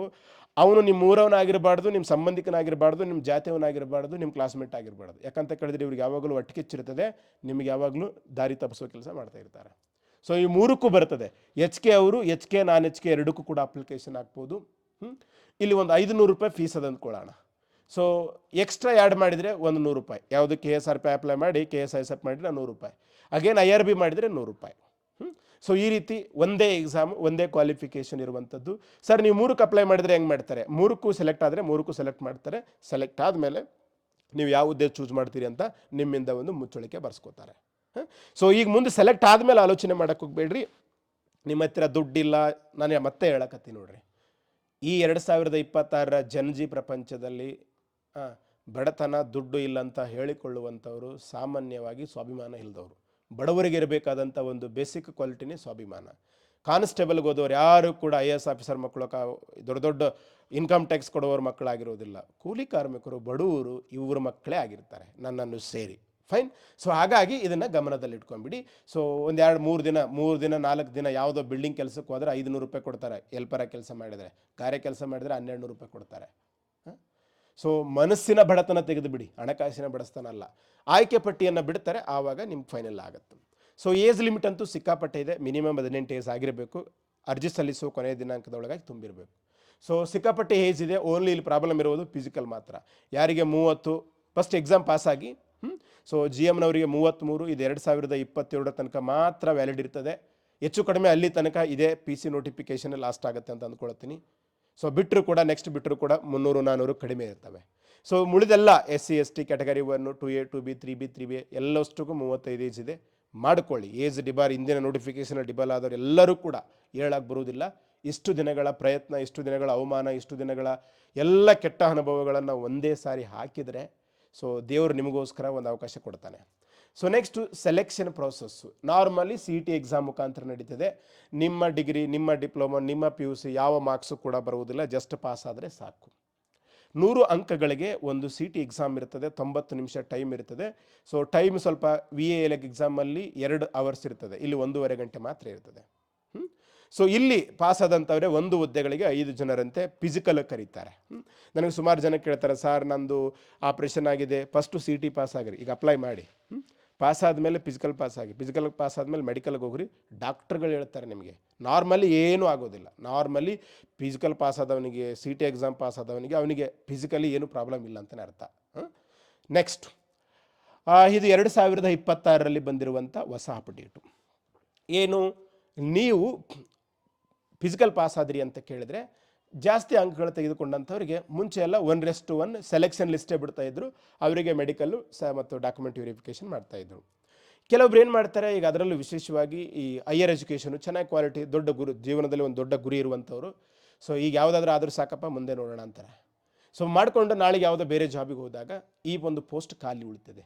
ಆವಾಗ ಈ 1:1 ಲಿಸ್ಟ್ ಏನಿತ್ತಲ್ಲ, ಇನ್ನೂ ಒಬ್ಬರು ಉಳಿದಿರ್ತಾರಲ್ಲ, 1:2 ಕರೆದಿರ್ತಾರೆ ಒಬ್ಬರನ್ನ. ಇದು ಸೆಲೆಕ್ಷನ್ ಲಿಸ್ಟ್ ಅಲ್ಲ, ಇದ್ರಾಗ ಬಂದರೆ ಮತ್ತೆ ಸೆಲೆಕ್ಷನ್ ಆಗಿ ನಾನು ಬೇಡ್ರಿ, ಅದು ಲಿಸ್ಟ್ ಬಿಟ್ಟು ದಿನ ಅಥವಾ 1-2 ದಿನದಲ್ಲೇ 1:1 ಬಿಡ್ತಾರೆ. ಈ 1:1 ಮಾತ್ರ ಸೆಲೆಕ್ಷನ್ ಲಿಸ್ಟು. ಇದು ಕೇವಲ ಇದರಲ್ಲಿ ಬಿಟ್ಟವ್ರನ್ನ, ಸರ್ ಇದರಲ್ಲಿ ಬಿಟ್ಟವ್ರನ್ನ ಈ 1:2ದಾಗೂ ಇರಲಿಲ್ಲ ಅಂದರೆ ಮತ್ತೆ ಫಿಸಿಕಲ್ ಕರೀತಾರೆ. ಅದ್ರ ಬಗ್ಗೆ ತಲೆ ಕೆಡಿಸ್ಕೋಬೇಡ್ರಿ. ಈಗ ತಲೆ ಕೆಡಿಸ್ಕೋಬೇಕಾಗಿದ್ದು ಅಷ್ಟೇ CET ಜಾಸ್ತಿ ಮಾರ್ಕ್ಸ್ ತೊಗೋಬೇಕು ಅಂತ. So medical test selection list, yes so ಅದ್ರ ಜೊತೆನೇ ಬಿಟ್ಟಿರ್ತಾರೆ, ಮೆಡಿಕಲ್ ಕರೀತಾರೆ. ಮೆಡಿಕಲಲ್ಲಿ ಸೊ ನಾರ್ಮಲ್ ಆಗಿ ನಿಮಗೆ ಚಸ್ಮ ಇದೆ ನಡೀತದೆ, ಆದರೆ ಎಷ್ಟಿದೆ ಅನ್ನೋದು ಯಾರೋ ಯೂಟ್ಯೂಬಲ್ಲಿ ಕೇಳಿದವನಿಗೆ ಅವ್ರಿಗೆ ಯಾರಿಗೆ ಗೊತ್ತಾಗಲ್ಲ. So DHO district health officer ನೇತೃತ್ವದಲ್ಲಿ ಆ ಒಂದು ಮೆಡಿಕಲ್ ಬೋರ್ಡ್ ಇರ್ತದೆ. ಆ ಮೆಡಿಕಲ್ ಬೋರ್ಡ್ ಡಿಸೈಡ್ ಮಾಡುತ್ತೆ ನಿಮ್ಗೆ ಯಾವುದೇ. ಈಗ ಫಾರ್ ಎಕ್ಸಾಂಪಲ್ ಈ ಕಲರ್ ಬ್ಲೈಂಡ್ನೆಸ್ ಇದ್ರೆ ಬರೋದೇ ಇಲ್ಲ, ಯಾರಿಗೂ ಬರೋದಿಲ್ಲ. ಸೊ ನಾನು ಕಲರ್ ಬ್ಲೈಂಡ್ನೆಸ್ ಇದೆ ಅದಕ್ಕೆ ಆಗಲಿಲ್ಲ, ಬೇರೆ ಸುಮಾರು ಜಾಬ್ಗಳದಾವೆ ಕಲರ್ ಬ್ಲೈಂಡ್ನೆಸ್ ಅವಶ್ಯಕತೆ ಇಲ್ಲಾರ್ದಂಥವು. ನಿಮ್ಮ ಲೋಪಗಳನ್ನು ಮುಚ್ಚಿಟ್ಕೊಳ್ಬೇಕು ಅಂತ ಯಾವುದೋ ಒಂದು ಪ್ರಾಬ್ಲಮನ್ನು ಹೇಳಿ ಎಸ್ಕೇಪ್ ಆಗಕ್ಕೆ ಹೋಗಬೇಡಿ. ಯಾರ್ದೋ ಅಭಿಪ್ರಾಯದಿಂದ ಎಸ್ಕೇಪ್ ಆಗ್ಬೋದು, ಅದರ ಲೈಫ್ನಿಂದ ಎಸ್ಕೇಪ್ ಆಗೋಕ್ಕಾಗಲ್ಲ. ಸೆಲೆಕ್ಷನ್ ಲಿಸ್ಟ್ ಬಿಟ್ಟ ಮೇಲೆ ನೆಕ್ಸ್ಟು ಆರ್ಡರ್ ಕಾಪಿ ಕೊಡ್ತಾರೆ. ಆವತ್ತಿನಿಂದ ನೀವು ಕರ್ನಾಟಕ ಪೊಲೀಸ್ನ ಭಾಗವಾಗ್ತೀರಿ. ಆವತ್ತಿನಿಂದ ನಿಮಗೆ ಸ್ಯಾಲ್ರಿ ಬರುತ್ತೆ, ಆವತ್ತಿನಿಂದ ನಿಮ್ಮ ಸರ್ವಿಸ್ ಕೌಂಟ್ ಆಗುತ್ತೆ. 9 ತಿಂಗಳು ಪೊಲೀಸ್ ತರಬೇತಿ ಶಾಲೆಗಳಲ್ಲಿ, ಸೊ PTC ಅಂತ ಕರಿತೀವಿ, ಪೊಲೀಸ್ ಟ್ರೈನಿಂಗ್, PTS ಅಂತ ಕರಿತೀವಿ, ಪೊಲೀಸ್ ಟ್ರೈನಿಂಗ್ ಸ್ಕೂಲ್ ಅಂತ ಕರ್ನಾಟಕದಲ್ಲಿ ಸುಮಾರು ಅದಾವೆ. ಸೊ ಅಲ್ಲಿ ಟ್ರೈನಿಂಗ್ ಆಗುತ್ತೆ. ಆಮೇಲೆ ನಿಮಗೆ ಯಾವ ಬೆಟಾಲಿಯನ್ನು ಯಾವ ಒಂದು ಇದಕ್ಕೆ ಹೋಗಿರ್ತೀರಿ ಅಲ್ಲೆಲ್ಲ ನಿಮಗೆ ಸೊ 2.5 ಇಯರ್ಸಲ್ಲಿ ಪ್ರೊಬೇಷನರಿ ಮುಗಿತದೆ. ಪ್ರೊಬೇಷನರಿ ಅಂತ ಕೇಳಿದ್ರೆ ಅದರ ಒಳಗಡೆ ನೀವೇನಾದರೂ ಹುಚ್ಚುಚ್ಚು ಮಾಡಿದರೆ, ನೀವೇನಾದರೂ ಯಾವುದೋ ಹುಚ್ಚುಚ್ಚು ಮಾಡೋಕ್ಕೆ ಹೋಗಿ ಯಾವುದೋ ಹುಡುಗಿ ಚುಡಾಯಿಸಿದೆ, ಸೊ ಯಾವುದೋ ಒಂದು ಕೇಸಲ್ಲಿ ಸಿಗಬಿದ್ರಿ ಅಂದರೆ ನಿಮ್ಮನ್ನು ಡಿಸ್ಮಿಸ್ ಮಾಡ್ಬೋದು. ಆದರೆ ಆಮೇಲೂ ಕೂಡ ಮಾಡ್ಬೋದು. ಇಲ್ಲೇ ಜಸ್ಟ್ ಈಸಿ ಆರ್ಡರ್ ಇರ್ತದೆ. ಪ್ರೊಬೇಷನರಿ ಕ್ಲಿಯರ್ ಆದಮೇಲೆ ಅಷ್ಟು ಸುಲಭ ಇರೋದಿಲ್ಲ ಅಷ್ಟೇ. ಹಾಗಂತ ಜಾಬ್ ಗ್ಯಾರಂಟಿ ಅಂತ ಏನಿಲ್ಲ, ಜಾಯಿನ್ ಆದ ದಿನದಿಂದನೇ job guarantee. So next sir, ಹಾಗೆ ಹೇಳಿದ್ನಲ್ಲ, KSRP HKದ್ದು ಒಂದೇ ಎಕ್ಸಾಮ್ ಇರ್ತದೆ. ಸೊ ನೀವು 3ಕ್ಕೂ ಅಪ್ಲಿಕೇಶನ್ ಹಾಕ್ಬೋದು, ಒಂದೇ ಎಕ್ಸಾಮನ್ನೇ ಬರೀರಿ. 3 ಕಡೆ ಸೆಲೆಕ್ಷನ್ ಆದರೆ ನಿಮ್ಗೆ ಬೇಕಾಗಿದ್ದನ್ನು ಚೂಸ್ ಮಾಡ್ಕೊಳ್ಳಿ. ಈಗ ಫಿಸಿಕಲ್ ಬಂದರೆ ಸೊ ನೋಡಿ ನೆನ್ಪಿಟ್ಕೊಳ್ಳಿ, ಬರೇ KSISF KSRPಗಲ್ಲ, all KSP department, Karnataka police ಇಲಾಖೆಯ ಎಲ್ಲ ಕಾನ್ಸ್ಟೇಬಲು, ಎಲ್ಲ PSIಗಳಿಗೆ ಇನ್ನು ಮುಂದೆ ನಿಂತ 168 ಸೆಂಟಿಮೀಟರೇ ಹೈಟ್ ಇರ್ತದೆ. KSRPಗೆ 170 ಇತ್ತು, ಯಾಕೆ 168 ಆಗಿದೆ ಮುಂದೆ ಹೇಳ್ತೇನೆ. ನೆಕ್ಸ್ಟ್ ಚೆಸ್ಟು ಮಿನಿಮಮ್ 81 ಇರಬೇಕು, ಸ್ಟ್ರೆಚ್ ಮಾಡಿದಾಗ 5 ಸೆಂಟಿಮೀಟರ್ ಆಗಬೇಕು. ಸರ್ ನಾನು 100 ಸೆಂಟಿಮೀಟರ್ ಇದೆ, ಏನು ಮಾಡಲಿ? ಏನೂ ಮಾಡೋಕ್ಕೆ ಹೋಗಬೇಡ. ನೀನು ನಾಳೆಗೆ ಫಿಸಿಕಲ್ ಆದಾಗ 5 ಸೆಂಟಿಮೀಟರ್ಗಿನ ಸ್ಟ್ರೆಚ್ ಮಾಡಿಲ್ಲ ಅಂತ ಕೇಳಿದ್ರೆ ಅಲ್ಲಿರುವಂಥ ಆಫೀಸರ್ಗಳು ಗ್ರೌಂಡಿಂದ ಹೊರಗೆ ಆಗ್ತಾರೆ. ಇದು ಸತ್ಯ ಅನುಭವ. ಸೊ ನಮ್ಮದು ಒಂದು ಸಲ PSI ರಿಕ್ರೂಟ್ಮೆಂಟ್ ನಡೆದಿತ್ತು. ಆ ಟೈಮಲ್ಲಿ ಒಬ್ಬರು IPS ಅಧಿಕಾರಿ, ದೊಡ್ಡ ಅಧಿಕಾರಿ, IPS ಅಧಿಕಾರಿ ಅವರಿದ್ದರು. ಆ ಹುಡುಗಂದು 98 ಸೆಂಟಿಮೀಟರ್ ನಾರ್ಮಲ್, ಸಿಕ್ಕಾಪಟ್ಟೆ ಬಲಿಷ್ಠ, ಸಿಕ್ಕಾಪಟ್ಟೆ ಅದರ ಜಿಮ್ ಮಾಡಿ ಟೆದ್ರ ಉಬ್ಬಿಸ್ಕೊಂಡು ಬಂದಿದ್ದ. ಸೊ ಅವನಿಗೆ 5 ಸೆಂಟಿಮೀಟರ್ ಸ್ಟ್ರೆಚ್ ಮಾಡೋಕ್ಕೆ ಬರಲಿಲ್ಲ, ಫೇಲ್ ಮಾಡಿ ಕಳಿಸ್ತಿದ್ರು. ನಿಮ್ಮ ಮುಂದೆ ಏನಾದರೂ ಈ ರೀತಿ ಆಫೀಸರ್ಗಳಿದ್ದರೆ ಒದ್ದು ಕಳಿಸ್ತಾರೆ. ಅದಕ್ಕೆ ನೀವೆಷ್ಟೇ ಚೆನ್ನಾಗಿ ಬಾಡಿ ಇದ್ದರೂ ಕೂಡ ಮೈಂಡು ಕೂಡ ಅಲ್ಲಿರಲಿ. ಸೊ ಸ್ಟ್ರೆಚ್ ಮಾಡಬೇಕು. ಮಿನಿಮಮ್ ನಂದು 80 ಇದೆ, ಬರಲ್ಲ, 81 ಇರಬೇಕು. ಅಲ್ಲಿ ಏನು ಹೇಳಿದ್ದಾರೆ ಅದಕ್ಕಿಂತ ಕಮ್ಮಿ ಇದ್ದರೆ ಅಲ್ಲಿ ಎಲ್ಲೂ ಬರೋದಿಲ್ಲ. ಆಗ ಏನಾದರೂ ಬಂದರೆ, ಯಾರಾದರೂ ಅಲ್ಲಿ ಮಾಡಿದರೆ ವಿಡಿಯೋ ರೆಕಾರ್ಡಿಂಗ್ ಇರ್ತದೆ, ಸಿಕ್ಕಿಬಿಟ್ರೆ ಆ ಅಧಿಕಾರಿ ಕೂಡ ಸಸ್ಪೆಂಡ್ ಆಗ್ತಾನೆ, ನೀವು ಕೂಡ ಕ್ರಿಮಿನಲ್ ಕೇಸ್ ಆಗುತ್ತೆ. ಹೆಣ್ಮಕ್ಳಿಗೆ 158 ಇದೆ, ನಾರ್ಮಲಿ ಸಿವಿಲ್ಗೆ 157 ಇದೆ.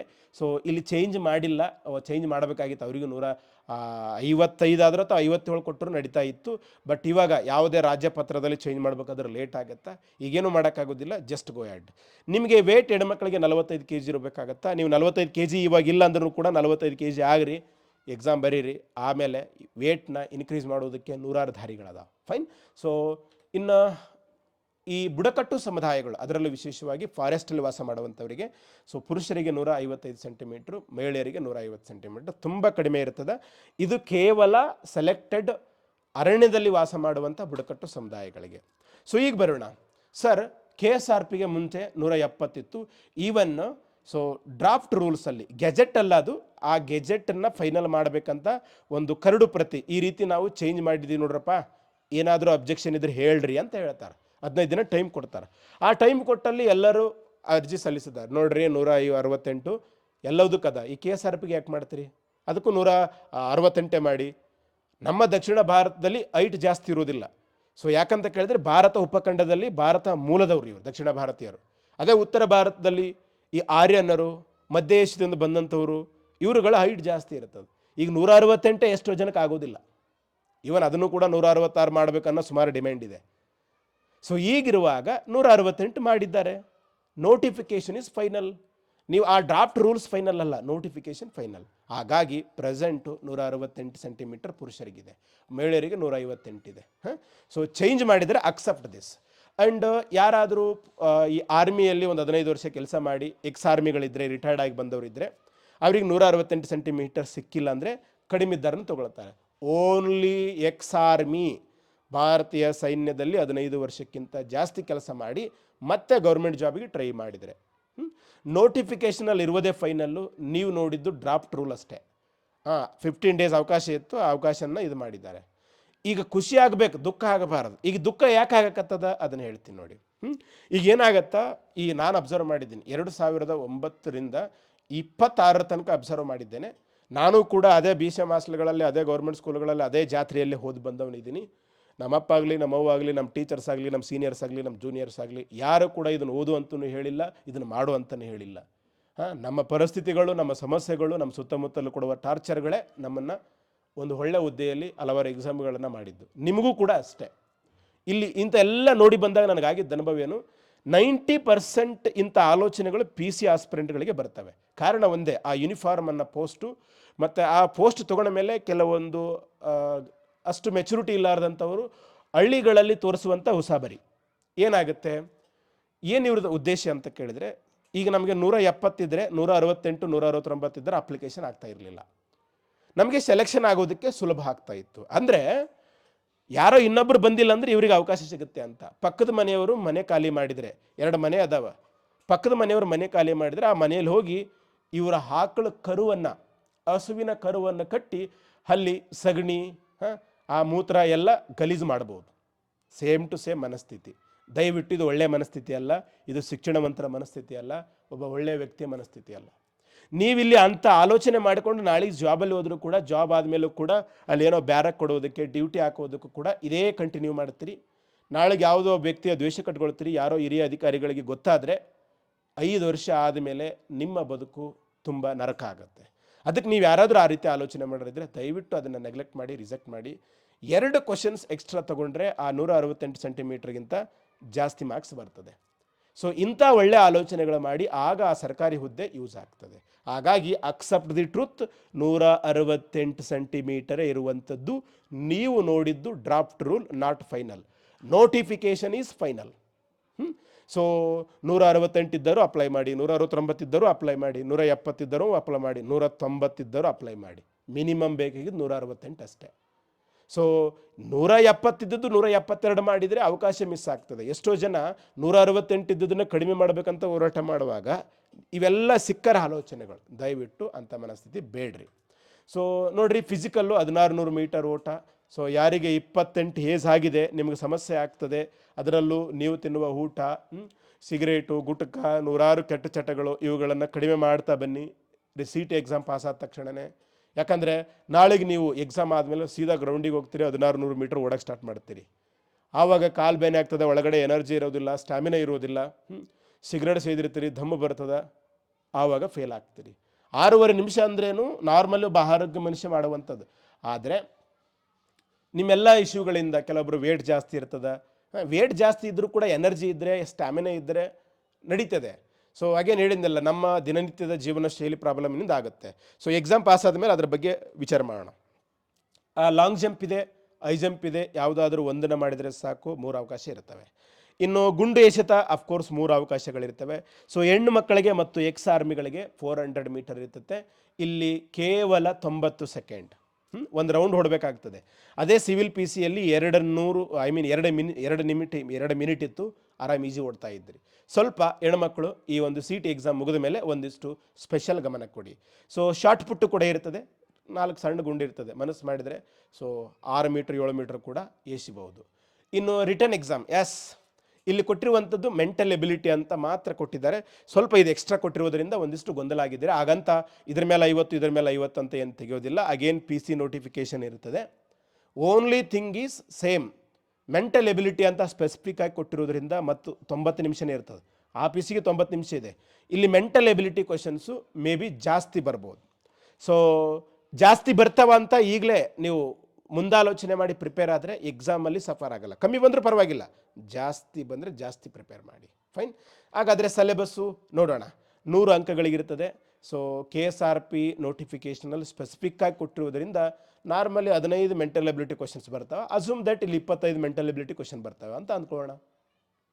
ಅದೇ PC ಲೆವೆಲ್ ಕ್ವಶನ್ಸೇ ಇರ್ತವೆ. ಸ್ವಲ್ಪ ಚೆನ್ನಾಗಿ ಪ್ರಿಪೇರ್ ಮಾಡಿದರೆ ಮುಗಿದೋಯ್ತು.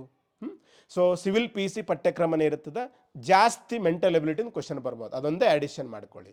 ಸೊ ನೆಗೆಟಿವ್ ಇರ್ತದೆ. 5ನೇ option none of the above ಹಾಕಲೇಬೇಕು, ಇಲ್ಲಾಂದರೆ ಅದಕ್ಕೂ ನೆಗೆಟಿವ್ ಹೋಗ್ತದೆ. ಕನ್ನಡ ಇಂಗ್ಲೀಷ್ ಎರಡರಲ್ಲಿ ಕೂಡ ಪ್ರಶ್ನೆ ಪತ್ರಿಕೆ ಇರ್ತದೆ. ಏನಾದರೂ ಮಿಸ್ಟೇಕ್ಗಳಾದರೆ ಇಂಗ್ಲೀಷ್ನಲ್ಲಿ ನೋಡ್ಕೊಳ್ರಿ, ಅದೇ ಫೈನಲ್ ಇರ್ತದೆ. ಸರಿ, ಈಗ ಸಿಲೆಬಸ್ ಏನಿರ್ತದೆ ಸರ್? ನೀವು ಯಾವುದೇ PC exam, not only PC exam, ಒಬ್ಬ ಮೆಚುರಿಟಿ, ಆ ಮೆಚುರಿಟಿಯನ್ನು ಏಜ್ ಆದರೆ ಬರುತ್ತಂತ ಅಲ್ಲ, 20 ಏಜ್ನವನಿಗೂ ಕೂಡ ಬರುತ್ತೆ. ಓನ್ಲಿ ತಿಳ್ಕೊಬೇಕು ನಾವು ಬದಲಾವಣೆಗಳಿಗೆ, ಹೊರಪ್ರಪಂಚಕ್ಕೆ ಎಷ್ಟು ಓಪನ್ ಆಗಿರ್ತೀವಿ ಆವಾಗ ಮೆಚುರಿಟಿ ಬರ್ತದೆ. ಫೈನ್. ಎಲ್ಲ ಎಕ್ಸಾಮ್ಗಳಿಗೆ ನೀವು PC ಆಗಿರ್ರಿ, ವಿಲೇಜ್ ಅಕೌಂಟೆಂಟ್ ಆಗಿರಲಿ, FDA SDA, ಎಲ್ಲಿ GK ಅಂತ ಇರುತ್ತೆ ಅಲ್ಲಿ ಕಂಪಲ್ಸರಿ ಸಂವಿಧಾನದ ಮೇಲೆ ಪ್ರಶ್ನೆ ಬರ್ತಾವೆ, ಓದ್ಕೊಳ್ಳೇಬೇಕು. ಅದರ ಮೇಲೆ PC ಅಂತ ಇದ್ರೆ ಅಷ್ಟೇ ಓದ್ಕೋಬೇಕೇನು? ಆ ಮನಸ್ಥಿತಿ ಇದ್ರೆ ಅಂದರೆ ನೀವು ಸೆಲೆಕ್ಟ್ ಆಗಲ್ಲ. ಇನ್ನೂ ಭಾಳ ಸಣ್ಣ ಬುದ್ಧಿ ಅದಂತ ಅರ್ಥ, ಅಂದರೆ ಸಂಕ್ಷಿಪ್ತ ಮನೋಭಾವ. ಸೊ ಇವೆಲ್ಲ ಇರ್ತವೆ. ಭಾರತದ ಇತಿಹಾಸ ಕರ್ನಾಟಕ ಸೇರಿ 10ರಿಂದ 15 ಕ್ವಶನ್ ಇಲ್ಲಿ ಬರ್ತವೆ, 15ರಿಂದ 20 ಕ್ವಶನ್ ಹಿಸ್ಟ್ರಿ ಮೇಲೆ ಬರ್ತವೆ. ಪ್ರಾಕೃತಿಕ ಭೂಗೋಳಶಾಸ್ತ್ರ, ಭಾರತ ಭೂಗೋಳಶಾಸ್ತ್ರ, ಕರ್ನಾಟಕದ ಭೂಗೋಳ, ಇಲ್ಲಿ 10ರಿಂದ 15 ಕ್ವಶನ್ ಬರ್ತವೆ. ಜನರಲ್ ಸೈನ್ಸ್ ಮೇಲೆ ಬರ್ತವೆ. ಆ್ಯಂಡ್ ಇಂಪಾರ್ಟೆಂಟ್ ಅಂತ ಕೇಳಿದ್ರೆ ಮೆಂಟಲ್ ಎಬಿಲಿಟಿ ಸ್ಪೆಸಿಫಿಕ್ ಆಗಿ ಕೊಟ್ಟಿರೋದ್ರಿಂದ ಜಾಸ್ತಿ ಬರಬಹುದು. ಸೊ ಎಕನಾಮಿಕ್ಸ್ ಮೇಲೆ 4ರಿಂದ 5 ಕ್ವಶನು, ಇನ್ಕ್ಲೂಡಿಂಗ್ ಕರ್ನಾಟಕದ ಎಕನಾಮಿಕ್ಸು. ಅದರಲ್ಲಿ ಕರ್ನಾಟಕದ ಬಜೆಟ್ ಮತ್ತು ಎಕನಾಮಿಕ್ ಸರ್ವೆ ಮೇಲೆ ಕರೆಂಟ್ ಅಫೇರ್ಸಲ್ಲಿ ಏನು 20-25 ಕ್ವಶನ್ ಬರ್ತಾವಲ್ಲ, ಅವು ಕರ್ನಾಟಕದ ಬಜೆಟ್ ಮತ್ತು ಎಕನಾಮಿಕ್ ಸರ್ವೆ ಸೇರಿರ್ತವೆ. ಸೊ ಪ್ರಚಲಿತ ಘಟನೆಗಳ ಮೇಲೆ ಏನು 20-25 ಕ್ವಶನ್ ಬರ್ತವೆ. ಸೊ ಅವುಗಳು ನಾರ್ಮಲಿ ಹಿಂದೆ ಹೇಳಿದಂಥ ಸಂವಿಧಾನ, ಹಿಂದೆ ಹೇಳಿದಂಥ ಜಿಯೋಗ್ರಫಿ, ಅವುಗಳನ್ನು ಓದ್ಕೊಂಡಿರಬೇಕು. ಯಾಕಂದರೆ ಇವಾಗ KE ತೆಗೆಯುವಂಥ ಪ್ರಶ್ನೆ ಪತ್ರಿಕೆಗಳಲ್ಲಿ 4 ಸ್ಟೇಟ್ಮೆಂಟ್ ಇರ್ತಾವೆ. ಈ 4 ಸ್ಟೇಟ್ಮೆಂಟ್ಗಳಲ್ಲಿ ನಿಮಗೆ 2 ಸ್ಟೇಟ್ಮೆಂಟ್ ಗೊತ್ತಿದ್ರೆ, 2 ಸ್ಟೇಟ್ಮೆಂಟ್ ಗೊತ್ತಿಲ್ಲ ಅಂದರೆ ಭಾಳ ಜನ ಎಕ್ಸೈಟ್ ಆಗಿ ನನಗೆ ಗೊತ್ತದ ಅಂದ್ಕೋತಾರೆ. ಇವನಿಗೆ ಗೆಸ್ ಮಾಡಿದರೆ ಆನ್ಸರ್ ರೈಟ್ ಆಗಲ್ಲ. ಹಾಗಾಗಿ ನೀವು ಓದುವಂಥ ಬುಕ್ಗಳಲ್ಲಿ, ನೀವು ಓದುವಂಥ ನೋಟ್ಸ್ಗಳಲ್ಲಿ, ನೀವು ತೆಗೆದುಕೊಂಡಂಥ ಕೋರ್ಸಲ್ಲಿ ಆ ಒಂದು ಕ್ವಶನ್ಗೆ ಸಂಬಂಧಪಟ್ಟಂಥ 4 ಸ್ಟೇಟ್ಮೆಂಟ್ ಇರಬೇಕು. ಅದರಾಗಿ ಕರೆಂಟ್ ಅಫೇರ್ಸ್ದಾಗ ಹೆಂಗೆ ಹಾಕತ್ತವೆ, 2 ಸ್ಟೇಟ್ಮೆಂಟ್ ಕರೆಂಟ್ ಅಫೇರ್ಸ್ ಇರ್ತವೆ, 2 ಸ್ಟೇಟ್ಮೆಂಟ್ ಅದೇ ಟಾಪಿಕಲ್ಲಿನೇ ಸ್ಟ್ಯಾಟಿಕ್ ಪಾರ್ಟ್ ಇರ್ತದೆ.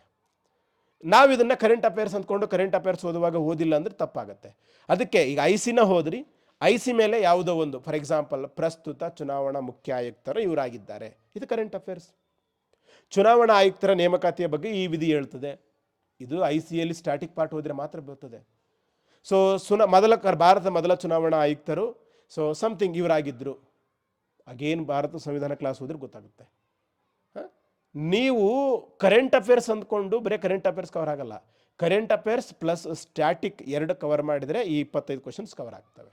ಸೊ ಇದನ್ನು ಹೊರತುಪಡಿಸಿ ಇದರ ಮೇಲೆ ನೈತಿಕ ಶಿಕ್ಷಣದ ಮೇಲೆ, ನೀವು ರೋಡಲ್ಲಿ ಹೋಗ್ತಾ ಇದ್ರಿ, ಆಕ್ಸಿಡೆಂಟ್ ಆಯಿತು, ಸೊ ಒಬ್ಬ ಕಳ್ಳ ಹೊಡಿ ಹೋಗ್ತಾ ಇದ್ದ, ಈಗ ನೀವು ಯಾವುದನ್ನು ಮಾಡ್ತೀರಿ?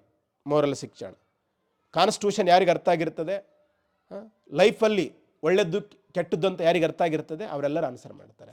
ಸೊ ಕಂಪ್ಯೂಟರ್ ಜ್ಞಾನ, again fundamentals of computer, input output device, computer memory, ಶಾರ್ಟ್ಕಟ್ಗಳು ಅಂಥದ್ರ ಬಗ್ಗೆ ವೆರಿ ರೇರ್ 3 and 4, 5 ಕ್ವಶನ್ಸ್ ಬರ್ಬೋದು.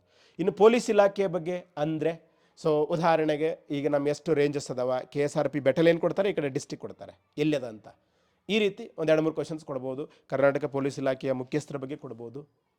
ಒಂದಿಷ್ಟು ತಿಳ್ಕೊಳ್ರಿ. ಈಗ ಹೆಂಗೆ ಓದಬೇಕು ಸರ್? ನೋಡ್ರಿ, ಇವಾಗ ಎಕ್ಸಾಮ್ ನಡೆಸಕತ್ತಂಥವ್ರು KEದವರು, KSPದವರಲ್ಲ.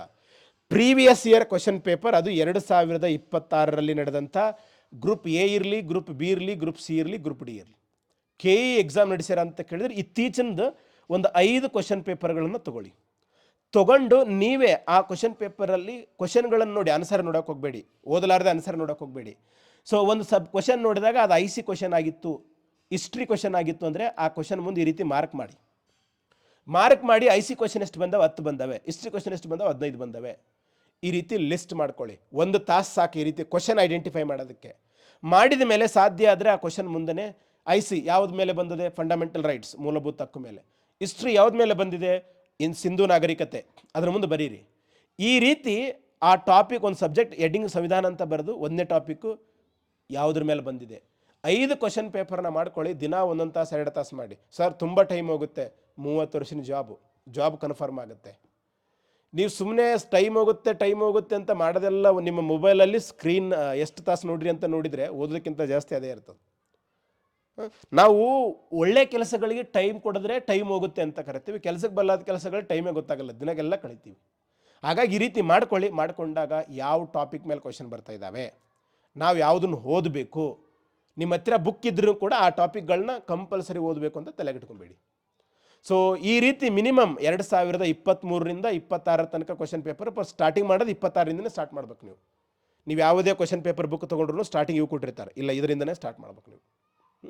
ಆ ಟಾಪಿಕ್ಗಳಿಗೆ ಜಾಸ್ತಿ ಓದಿದರೆ ಆವಾಗ ಇದೇ HYT ಆಗ್ತದೆ, ಇದೇ ಸೆಲೆಕ್ಟೆಡ್ ಟಾಪಿಕ್ಸ್ ಆಗುತ್ತೆ. ಎಲ್ಲ ಓದೋಕ್ಕಾಗಿಲ್ಲ ಅಂದರೆ ನೀವು ರೆಡಿ ಮಾಡ್ಕೋಬೇಕು HYTನ. ನಾನು ಹೇಳುವಂಥದ್ದು ಬೇರೆ ಟೀಚರ್ಸ್ ಹೇಳುವಂಥದ್ದು. ಎಕ್ಸಾಮ್ ಬಂದ ಮೇಲೆ ನಾವು ಪೋಸ್ಟ್ ಮಾರ್ಟಮ್ ವರ್ಕ್ ಮಾಡ್ತೀವಿ, ಎಕ್ಸಾಮ್ ಬರೀಬೇಕಾದ್ರೆ ನೀವೇ ಅಲ್ವಾ. ಇದು ನೆನ್ಪಿಟ್ಕೊಳ್ಳಿ. ಜಾಸ್ತಿ ಯಾವ ಕ್ವಶನ್ ಬರ್ತಾ ಇದ್ದಾವೆ, ಸೊ ಕರೆಂಟ್ ಅಫೇರ್ ಜಾಸ್ತಿ ಬರ್ತಾ ಇದ್ದಾವೆ. ಸೊ ಮಿನಿಮಮ್ 6 ಮಂತ್ ಆದರೂ ಓದಿ, ಮಿನಿಮಮ್ 6 ಮಂತ್.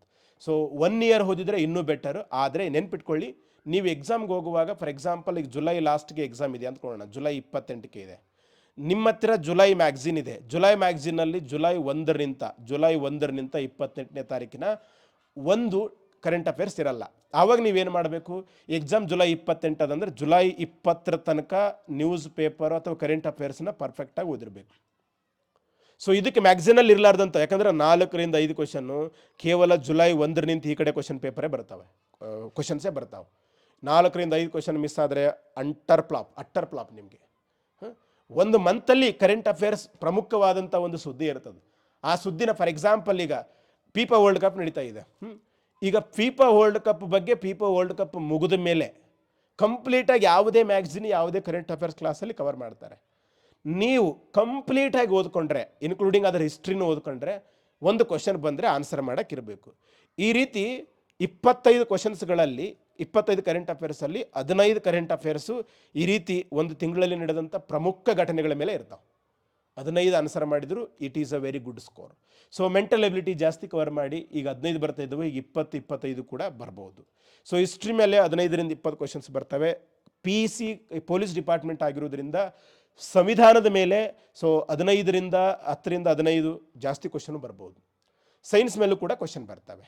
ಸೊ ಈ ಸಬ್ಜೆಕ್ಟ್ಗಳನ್ನ ಕಂಪಲ್ಸರಿ ಓದ್ಕೊಂಡು ಹೋಗಿ. ಹಾಗಂತ ಬೇರೆದು ಓದಬಾರ್ದು ಅಂತಲ್ಲ, ಸೊ ಬೇರೆದ್ದು ಕೂಡ ಓದಬೇಕು. ಫಾರ್ ಎಕ್ಸಾಂಪಲ್ ಈಗ ಎಕನಾಮಿಕ್ಸ್ ಇದೆ, 4-5 ಕ್ವಶನ್ಸ್ ಬರ್ತವೆ.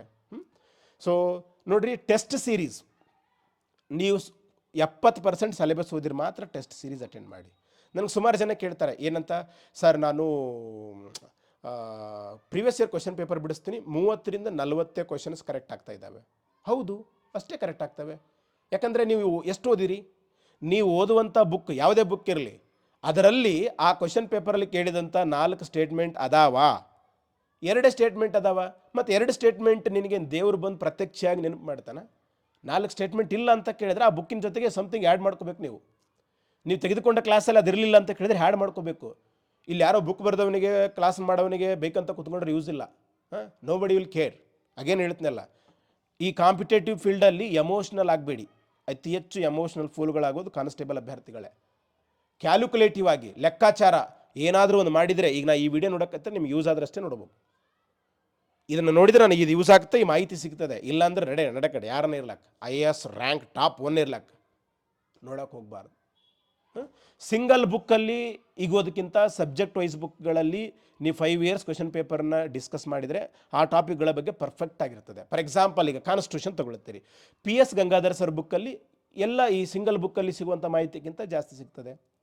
ಅದೇ ಹಿಸ್ಟ್ರಿ ತೊಗೊಳ್ತೀರಿ, ಈಗ ಸಬ್ಜೆಕ್ಟ್ ವೈಸ್ ಬುಕ್ಕಲ್ಲಿ ಜಾಸ್ತಿ ಮಾಹಿತಿ ಸಿಗುತ್ತೆ. ಒಂದು ಬುಕ್ ತೊಗೊಳ್ಳಿ, ಬುಕ್ ತೊಗೊಂಡು ಓದಿ ಯಾವನು ಹಾಳಾಗಿಲ್ಲ, ಓದಲಾರದ್ದು ಸುಡುಗಾಡು ಚಟಮಾಡಿಗಳೇ ಹಾಳಾಗಿದ್ದು. ಸೊ ಫಸ್ಟ್ ಒಂದು ಸಲ ಓದಿ ಅರ್ಥ ಆಗುತ್ತೆ, ಸೆಕೆಂಡ್ ಅದನ್ನು ರಿಪೀಟ್ ಮಾಡಿ 50% ನೆನಪಿರ್ತದೆ. 10 ದಿನ 8 ದಿನ ಇದ್ದಾಗ ರಿವೈಸ್ ಮಾಡಿ 80 to 90% ಈ ಮಾಡಬೇಕಾದ್ರೆ ಕನ್ಸಿಸ್ಟೆನ್ಸಿ ಬಹಳ ಮುಖ್ಯ. ಒಂದು ಸಲನೇ ಓದಿರಲ್ಲ, ಎಲ್ಲ ಓದಿನ ಅಂತ ಹೇಳೋದು, ಅಥವಾ ಓದಿದರೂ ಕೂಡ ಅದು ಯಾವುದೋ ಸಿಂಗಲ್ ಬುಕ್ ಓದಿರ್ತಾರೆ, ಅದರಲ್ಲಿರುವಂಥ ಇನ್ಫಾರ್ಮೇಷನ್ 4 ಸ್ಟೇಟ್ಮೆಂಟ್ಗಳಲ್ಲಿ ಒಂದು ಕವರ್ ಆಗಿರಲ್ಲ. ಈ RRR ಫಾರ್ಮುಲಾ ನೀವು ಯಾವುದೇ ಎಕ್ಸಾಮ್ಗೆ ಅಪ್ಲಿಕೇಬಲ್ ಮಾಡಿಕೊಂಡ್ರು, I am again repeating, not ನಿಮ್ಮ ಕ್ಯಾಸ್ಟ್ ರಿಸರ್ವೇಷನ್ನು ಟಾಪಲ್ಲಿ ಇರ್ತದೆ. ಸೊ ಅಷ್ಟು ತಾಳ್ಮೆ ನಿಮ್ಮ ಹತ್ರ ಇರಬೇಕು. ಇಲ್ಲ ಅಂತ ಕೇಳಿದ್ರೆ ಗೌರ್ಮೆಂಟ್ ಜಾಬ್ ಬಗ್ಗೆ ಕನಸ್ಕೊಂಡ್ರೂ ಕೂಡ ವೇಸ್ಟು. ಈಗ ಅಪ್ಲಿಕೇಶನ್ ಹಾಕಬೇಕಾದ್ರೆ ನೋಡಿ ಏನೆಲ್ಲ ಪ್ರಮುಖವಾದ ಮಿಸ್ಟೇಕ್ಗಳನ್ನು ಸಾಮಾನ್ಯವಾಗಿ ಆಸ್ಪಿರೆಂಟ್ಗಳು ಮಾಡ್ತಾರೆ ಅಂತ ನಾನು ನೋಡ್ತೀನಿ. ಸುಮಾರು ಮೆಸೇಜ್ಗಳನ್ನು ಇದ್ರ ಬಗ್ಗೆ ನಾನು ಕೇಳ್ತೀನಿ.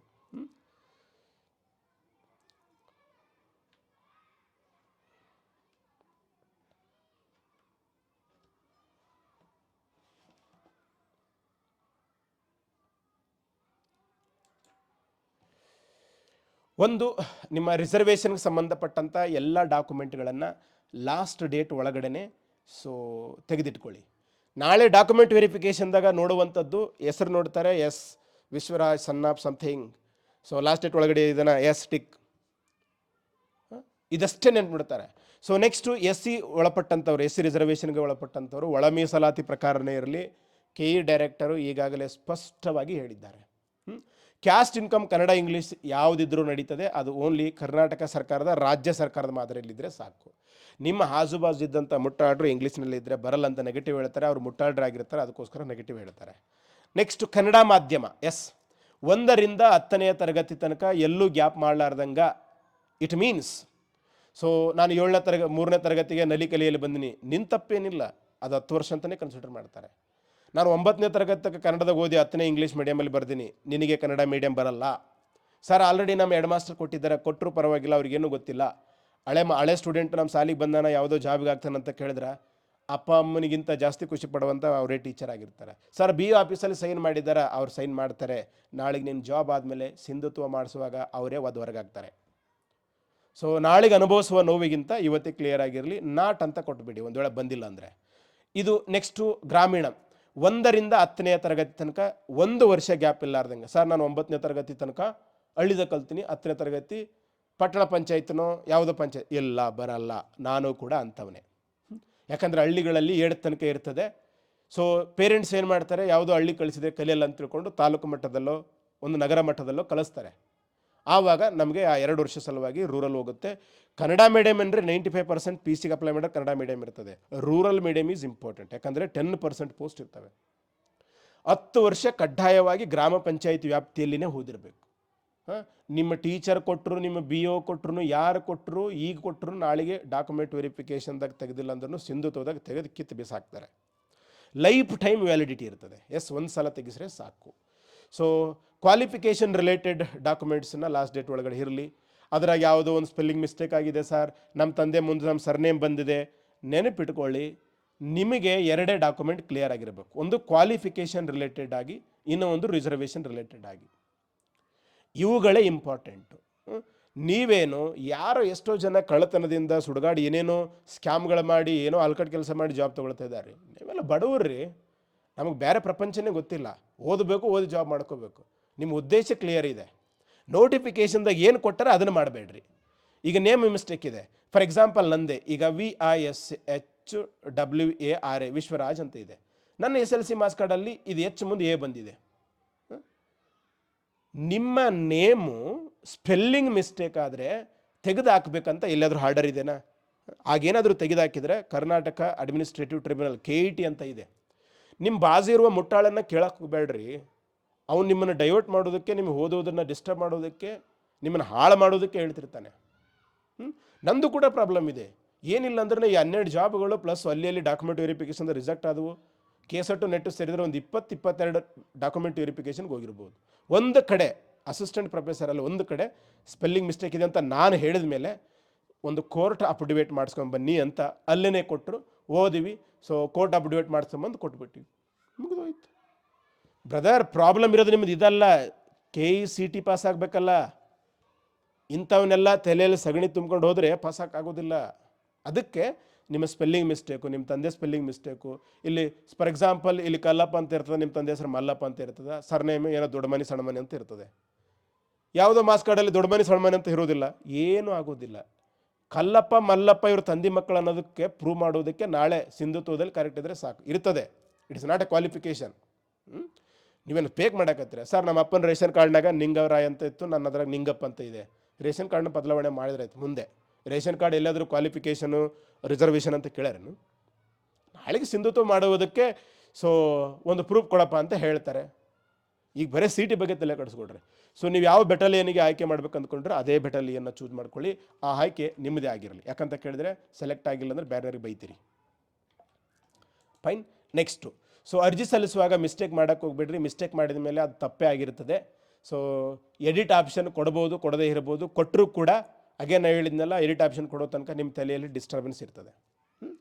ಸೊ ಕಡ್ಡಾಯ ಕನ್ನಡದ ಬಗ್ಗೆ ನೋಡಿ, SSLCಯಲ್ಲಿ ಒಂದು ಸಬ್ಜೆಕ್ಟನ್ನು ಫಸ್ಟ್ ಅಥವಾ ಸೆಕೆಂಡ್ ಲ್ಯಾಂಗ್ವೇಜ್ ಆಗಿ ಕನ್ನಡ ಪಾಸ್ ಮಾಡಿದರೆ 2025 ಸರ್ಕಾರದ ಆದೇಶದ ಪ್ರಕಾರ ಈವನ್ ನೋಟಿಫಿಕೇಷನಲ್ಲೂ ಕೂಡ ಇದೆ, ನೀವು ಕಡ್ಡಾಯ ಕನ್ನಡ ಎಕ್ಸಾಮ್ ಬರೆಯುವ ಅವಶ್ಯಕತೆ ಇಲ್ಲ. ಸರ್ ನಾನು ಪ್ರೀವಿಯಸ್ KE ಎಕ್ಸಾಮ್ ಬರ್ದೀನಿ, KPSC ಎಕ್ಸಾಮ್ ಬರ್ದೀನಿ, ಸರ್ಟಿಫಿಕೇಟ್ ಇಲ್ಲ, ಅದು ಇಲ್ಲ, ಇದು ಇಲ್ಲ. ಯಾವುದಿಲ್ಲ ಅಂತಂದರೆ ಇದನ್ನು ಆಲ್ರೆಡಿ ನೀವು SLCಯಲ್ಲಿ ಕಡ್ಡಾಯ ಕನ್ನಡ ಬರೆದ್ರೆ ಎಸ್ ಅಂತ ಕೊಟ್ರೇನು, ನೋ ಅಂತ ಕೊಟ್ರೇನು, ನಿಮ್ಮ SLCಯಲ್ಲಿ ಇದೆ ಅಂತಂದರೆ, ಯಾಕೆ ಅಂತ ಕೇಳಿದ್ರೆ ಇದು 2025ರಲ್ಲಿ KE ಅಥವಾ KPSC ಕಡ್ಡಾಯ ಕನ್ನಡ ಬರೀಬೇಕಿತ್ತು. ಅದೇ ಸಾಫ್ಟ್ವೇರೇ ಕಂಟಿನ್ಯೂ ಆಗ್ತಾ ಇದೆ. ಸೊ ಇದ್ರ ಬಗ್ಗೆ ನೀವು ತಲೆ ಕೆಡಿಸ್ಕೊಳ್ಳೋಕೆ ಹೋಗಬೇಡಿ. ಇದು it is not a reservation, it is not a qualification. Already SLCಯಲ್ಲಿ ಕಡ್ಡಾಯ ಕನ್ನಡ ಇದ್ದರೆ ನೀವು ಎಸ್ ಕೊಟ್ರೇನು, ನೋ ಕೊಟ್ರೇನು, ಎಕ್ಸಾಮ್ ಬರೆದ್ರೇನು, ಎಕ್ಸಾಮ್ ಬರೋದಿಲ್ಲ ಅಂದ್ರೇನು, ನಿಮ್ಮ ಮನಸ್ಸಿಗೆ ಬಂದಂಗೆ ಮಾಡ್ರೆ ಅದರಿಂದ ನಿಮ್ಮ ನೌಕರಿ ಅಂತೂ ತೆಗೋದಿಲ್ಲ. ಇದನ್ನು ಯಾರು ಹೇಳಿದ್ರು ತಲೆ ಕೆಡಿಸ್ಕೊಳ್ಳೋಕೆ ಹೋಗಬೇಡ್ರಿ. ಮತ್ತು ಇದನ್ನು ತಲೆಯಲ್ಲಿ ಇಟ್ಕೊಂಡು ಹೋದರೆ ದಯವಿಟ್ಟು ನನಗೆ ಕೇಳಬೇಡಿ. ನೆಕ್ಸ್ಟ್ ಸರ್, ಕ್ಯಾಸ್ಟ್ ಸರ್ಟಿಫಿಕೇಟು ಮತ್ತು income certificate. Yes. So sir, ನನ್ನ ಕ್ಯಾಸ್ಟ್ ಸರ್ಟಿಫಿಕೇಟ್ ಮೇಲೆ ಉದ್ಯೋಗಕ್ಕಾಗಿ ಅಂತ ಇಲ್ಲ, ಏನೂ ಇಲ್ಲ ಸರ್, ನಡೀತದೆ. ಸರ್, ನನ್ನ ಕ್ಯಾಸ್ಟ್ ಸರ್ಟಿಫಿಕೇಟ್ ಮೇಲೆ ಶಿಕ್ಷಣಕ್ಕಾಗಿ ಮಾತ್ರ ಅಂತ ಇದೆ, ನಡೆಯೋದಿಲ್ಲ. ನನ್ನ ಕ್ಯಾಸ್ಟ್ ಸರ್ಟಿಫಿಕೇಟ್ ಮೇಲೆ ಶಿಕ್ಷಣಕ್ಕಾಗಿ ಮತ್ತು ಉದ್ಯೋಗಕ್ಕಾಗಿ ಅಂತ ಇದೆ, ನಡೀತದೆ. ನೋಟಿಫಿಕೇಷನಲ್ಲಿ ಕ್ಲಿಯರ್ ಆಗಿ ಹೇಳಿದ್ದಾರೆ, ನಿಮ್ಮದು ಶಿಕ್ಷಣಕ್ಕಾಗಿ ಅಂತ ಇದ್ದರೂ ಸರ್ ಇದು ನಡೀತದೆ ಅಂದರೆ, ನೋಟಿಫಿಕೇಷನಲ್ಲಿ ಕೊಟ್ಟಾರ ನಡೆಯಲ್ಲ ಅಂತ, ನಾಳೆಗೆ ಡಾಕ್ಯುಮೆಂಟ್ ವೆರಿಫಿಕೇಷನ್ ಹೋದಾಗ ರಿಜೆಕ್ಟ್ ಮಾಡ್ತಾರೆ. ಯಾವುದು ನೋಟಿಫಿಕೇಷನಲ್ಲಿ ಪರ್ಟಿಕ್ಯುಲರಾಗಿ ಕೊಟ್ಟಿದ್ದಾರೋ ಅದನ್ನು ನೀವು ಫಾಲೋ ಮಾಡಿಲ್ಲ ಅಂತ ಕೇಳಿದರೆ ರಿಜೆಕ್ಟ್ ಆಗ್ತದೆ. ಸರ್, ನಂದು ಅವ್ರು ಉದ್ಯೋಗಕ್ಕಾಗಿರಬೇಕು ಅಂತ ಕೊಟ್ಟಾರ ಸರ್, ನಂದು ಏನೂ ಇಲ್ಲ. ನಾರ್ಮಲಿ ಕರ್ನಾಟಕದಲ್ಲಿ 90%, 98% ಯಾವುದೇ ಕಾಸ್ಟ್ ಇನ್ಕಮ್ ಸರ್ಟಿಫಿಕೇಟ್ ಮೇಲೆ ಯಾವ ಉದ್ದೇಶನೂ ಇರೋದಿಲ್ಲ, ಶಿಕ್ಷಣಕ್ಕಾಗಿ ಹೊರತುಪಡಿಸಿ. ಫಾರ್ ಎಕ್ಸಾಂಪಲ್ಗೆ ನನ್ನ ಕ್ಯಾಸ್ಟ್ ಸರ್ಟಿಫಿಕೇಟ್ ತೊಗೊಳ್ರಿ, ಎಲ್ಲರದ್ದು ತೊಗೊಳ್ರಿ, ಅಲ್ಲಿ ಏನೂ ಇಲ್ಲ. ಅದರ ಅರ್ಥ ಎಲ್ಲ ಪರ್ಪಸ್ಗಿದೆ ಅಂತ ಅರ್ಥ. ಅದು ಏನು ಸಮಸ್ಯೆ ಆಗೋದಿಲ್ಲ. ಅದನ್ನು ತಲೆಯಲ್ಲಿ ಇಟ್ಕೊಂಡು ಹೋಗೋಕೆ ಹೋಗಬೇಡಿ.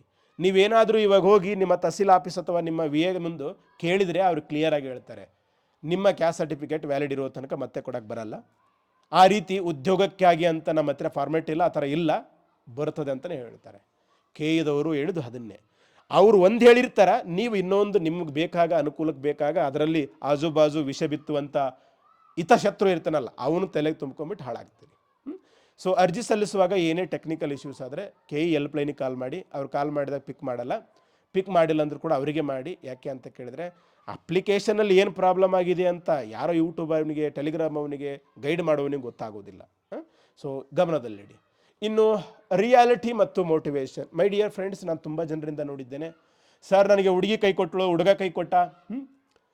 ಲವ್ ಪ್ರಾಬ್ಲಮ್ ನೋಡ್ರಿ, ಗಂಡು ಮಗ ಅಂದಮೇಲೆ ಒಂದು ಹೆಣ್ಣಿನ ಮೇಲೆ ಮೋಹ ಆಗುತ್ತೆ, ಹೆಣ್ಮಕ್ಳು ಅಂದಮೇಲೆ ಗಂಡಿನ ಮೇಲೆ ಮೋಹ ಆಗುತ್ತೆ. ಮನುಷ್ಯರಿಗೆ ಅಲ್ಲ, ನಮ್ಮ ಸುತ್ತಮುತ್ತ ಇರುವಂಥ ಪ್ರತಿ ನಾಯಿ, ನರಿ, ಬೆಕ್ಕು, ಪ್ರತಿ ಪ್ರಾಣಿ ಪಕ್ಷಿಗಳಿಗೂ ಈ ಫೀಲಿಂಗ್ ಇರ್ತದೆ. ಸೊ ಯಾರೋ ಒಬ್ಬರು ನಿಮ್ಮನ್ನು ಬಿಟ್ಟು ಹೋಗಿದ್ದಾರೆ ಅಂದರೆ ಅವ್ರ ಜವಾಬ್ದಾರಿಗಳು, ಅವ್ರ ಮನೆ ಪರಿಸ್ಥಿತಿ, ಅವರ ಅವಶ್ಯಕತೆಗಳು ನಿಮ್ಮ ಹತ್ರ ಇಲ್ಲ ಅಂತ ಜಸ್ಟ್ ಮೂವ್ ಆನ್ ಆಗಬೇಕು. ಹುಡುಗ ಇರಲಿ, ಹುಡುಗಿ ಇರಲಿ, ಅದನ್ನು ತಲೆಯಲ್ಲಿ ಇಟ್ಕೊಂಡು ಏನೋ ಪ್ರಪಂಚದಲ್ಲಿ ಯಾರಿಗೂ ಆಗಿಲ್ಲ, ನಾನು ಒಬ್ಬನಿಗೆ ಆಗಿದೆ, ನೆನಪಿಟ್ಕೊಂಡಿರಿ. 99% ಜನ ಗಂಡು ಮಕ್ಕಳಿಗೂ ಲವ್ ಆಗುತ್ತೆ, ಹೆಣ್ಮಕ್ಳಿಗೂ ಲವ್ ಆಗುತ್ತೆ. ಸೊ ಅವರ ಕುಟುಂಬದ ಜವಾಬ್ದಾರಿಗಳು, ಅವರ ಸಂಸ್ಕಾರ, ಅವರ ಒಂದು ಬೇರೆ ಬೇರೆ ವಿಚಾರಗಳಿಂದ ಅವರೆಲ್ಲೂ ವ್ಯಕ್ತಪಡಿಸೋದಿಲ್ಲ, ಹೇಳೋದಿಲ್ಲ. ಯಾರು ಈ ಒಂದು 1 to 5% ಹೇಳ್ಕೊತ ತಿರುಗಾಡ್ತಾರಲ್ಲ, ಇವರಿಗೆ ಇನ್ನೂ ಕುಟುಂಬದ ಪರಿಸ್ಥಿತಿ ಅರ್ಥ ಆಗಿಲ್ಲ, ಅಪ್ಪ ಅಮ್ಮನ ಮೌಲ್ಯ ಗೊತ್ತಾಗಿಲ್ಲ, ವಾಸ್ತವ ಪ್ರಪಂಚ ಗೊತ್ತಾಗಿಲ್ಲ ಅಂತ ಅರ್ಥ. So love problem is not the reason for failure. Love problem should be the reason for the success. Fine. So ಹೇಳ್ಬೇಡಿ, ಹೇಳ್ಕೊಂಡು ತಿರುಗಾಡಕ್ಕೆ ಹೋಗಬೇಡಿ, ಇದೇ ಕಾರಣದಿಂದ ಫೇಲ್ ಆಗಕ್ಕೆ ಹೋಗಬೇಡಿ. Move on, just move on. ಹೆಣ್ಣಿರಲಿ, ಗಂಡಿರಲಿ. Financial problem. ಸರ್ ನಾವು ಬಡವರಿದ್ದೀವಿ, 99% ಕಾನ್ಸ್ಟೇಬಲ್ಗೆ ಅಪ್ಲೈ ಮಾಡುವಂಥವ್ರು, ಕುರಿ ಕಾಯೋರು, ಆಡು ಕಾಯೋರು, ಮೇಕೆ ಕಾಯೋರು. ಅಟ್ಲೀಸ್ಟ್ ನಿಮಗೆ ಕುರಿ, ಆಡು, ಮೇಕೆಗಳಂತೂ ಅದಾವೆ.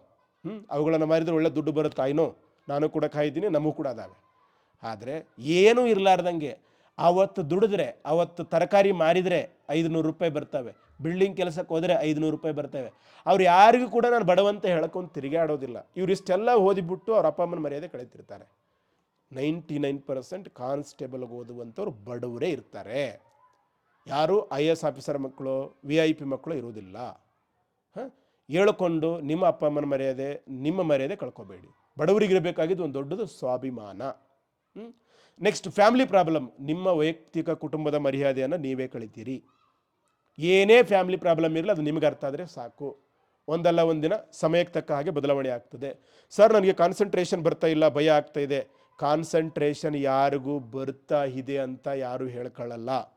ನಿಮ್ಮ ಅವಶ್ಯಕತೆ ನಿನಗದು ನೀಡಿದೆ. ಫಾರ್ ಎಕ್ಸಾಂಪಲ್ ನಾನು ಒಂದು ಸಲ ಓದಿದ ತಕ್ಷಣ ಎಲ್ಲ ನೆನಪಿರ್ತದೆ. ಅದನ್ನು ಡಿಗ್ರಿ ಎಕ್ಸಾಮ ಬಿಡಬಾರ್ದು, ಅದನ್ನು ಬೆನ್ನು ಹತ್ತಿ ಬಿಡಬೇಕು.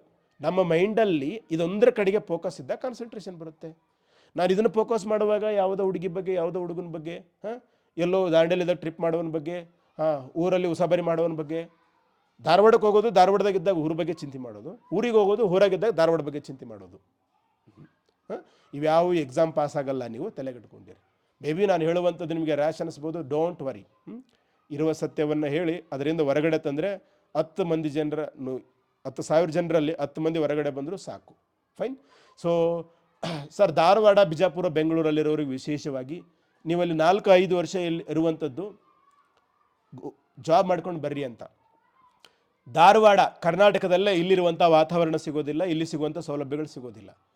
ನೀವು ಬಡವರು ಇದ್ದೀರಿ, ಸಿಕ್ಕಾಪಟ್ಟೆ ಫೀಸ್ ಇದೆ, ಸಿಕ್ಕಾಪಟ್ಟೆ ಲೈಬ್ರರಿ ಇದೆ, ಯಾವ ನೋಟಿಫಿಕೇಷನಲ್ಲಿ ಧಾರವಾಡ ಬಿಜಾಪುರ ಹೋಗ್ಬೇಕಂತ ಎಲ್ಲೂ ಹೇಳಿಲ್ಲ. ನೀವು ಚೂಸ್ ಮಾಡಿ ಹೋಗಿದ್ದೀರಿ ನಿಮ್ಮ ಕಂಫರ್ಟ್ಗೋಸ್ಕರ. Just face it. ಅಲ್ಲಿಗೆ ಹೋಗ್ಬಿಟ್ಟು ಚಾ ಕುಡಿಯೋದಕ್ಕೆ 1 ಗಂಟೆ ಉದ್ರಿ ಡಿಸ್ಕಸ್ ಮಾಡಿದೆ, ಯಾವುದೋ ಕೋಚಿಂಗ್ ಸೆಂಟರ್ ಬಗ್ಗೆ ಡಿಸ್ಕಸ್ ಮಾಡಿದೆ, ಸರ್ಕಾರದ ಬಗ್ಗೆ ಡಿಸ್ಕಸ್ ಮಾಡಿದೆ, MLA ಬಗ್ಗೆ ಡಿಸ್ಕಸ್ ಮಾಡಿದೆ, ಲೈಬ್ರರಿಯಲ್ಲಿ ನಡೆಯುವಂಥ ಲವ್ ಸ್ಟೋರಿಗಳ ಬಗ್ಗೆ, ಸಾಧನಕೆರೆಯಲ್ಲಿ ನಡೆಯುವಂಥ ಲವ್ ಸ್ಟೋರಿಗಳ ಬಗ್ಗೆ ಎಕ್ಸಾಮಲ್ಲಿ ಬರ್ತವೇನೋ? ನಾಳೆಗೆ ನಿಮ್ಮ ಅಪ್ಪ ಅವಿಗೆ ನಿಮಗೆ ಅನ್ನ ಆಗ್ತವೆ ನಾವು. Focus on yours. ನಾನು 5 ವರ್ಷ ಇದ್ದೀನಿ, 10 ವರ್ಷ ಇದ್ದೀನಿ, ನಾಚಿಕೆ ಆಗ್ಬೇಕು ಆ ರೀತಿ ಹೇಳ್ಕೊಳ್ಳೋಕ್ಕೆ. ಏನು ಮಾಡಿದಿರಿ 5-10 ವರ್ಷ ಇದ್ದು? I know very well. ನಾನು 2014ರಿಂದ ಧಾರವಾಡದಾಗ ನೋಡಿದ್ದೀನಿ, 26ರಲ್ಲಿ ನೋಡ್ತಾ ಇದ್ದೀನಿ, ಬಿಜಾಪುರ ನೋಡಿದ್ದೀನಿ. ನೀವು ಧಾರವಾಡ, ಬಿಜಾಪುರ, ಬೆಂಗಳೂರಿಗೆ ಹೋಗೋದೇ ಸಾಧನೆ ಅಲ್ಲ ಮೈ ಡಿಯರ್ ಫ್ರೆಂಡ್ಸ್. ಹಾಗಂತ ಅಲ್ಲಿಗೆ ಹೋದ ತಕ್ಷಣ ಸಕ್ಸಸ್ ಏನಾಗೋದಿಲ್ಲ. ಕರ್ನಾಟಕದಲ್ಲಿ 100 ಪೋಸ್ಟ್ ಬಿಟ್ಟರೆ 100 ಮಂದಿ ಸೆಲೆಕ್ಟ್ ಆದರೆ 80% ಜನ ಈ ಊರುಗಳಲ್ಲಿ ಇರೋದೇ ಇಲ್ಲ. Keep in mind. ನಾನು ಸುಮಾರು ಜನ ನೋಡಿದ್ದೇನೆ, ಸರ್ ಅವ್ನು ಲೈಬ್ರರಿಯಲ್ಲಿ ಓದ್ತಾನೆ ಇರಲಿಲ್ಲ ಸರ್, ಯಾವ ನೋಡ್ರಿ ತಿರುಗಾಡ್ತಾ ಇದ್ದ. ಅಂದರೆ ಇವನು ತಾನು ಓದೋದು ಬಿಟ್ಟು ಬರೀ ಇನ್ನೊಬ್ಬರದೇ ಕ್ಯಾಲ್ಕುಲೇಷನ್ ಮಾಡ್ಕೊತ ಕೂತ್ಕೊಂಡಾನೆ.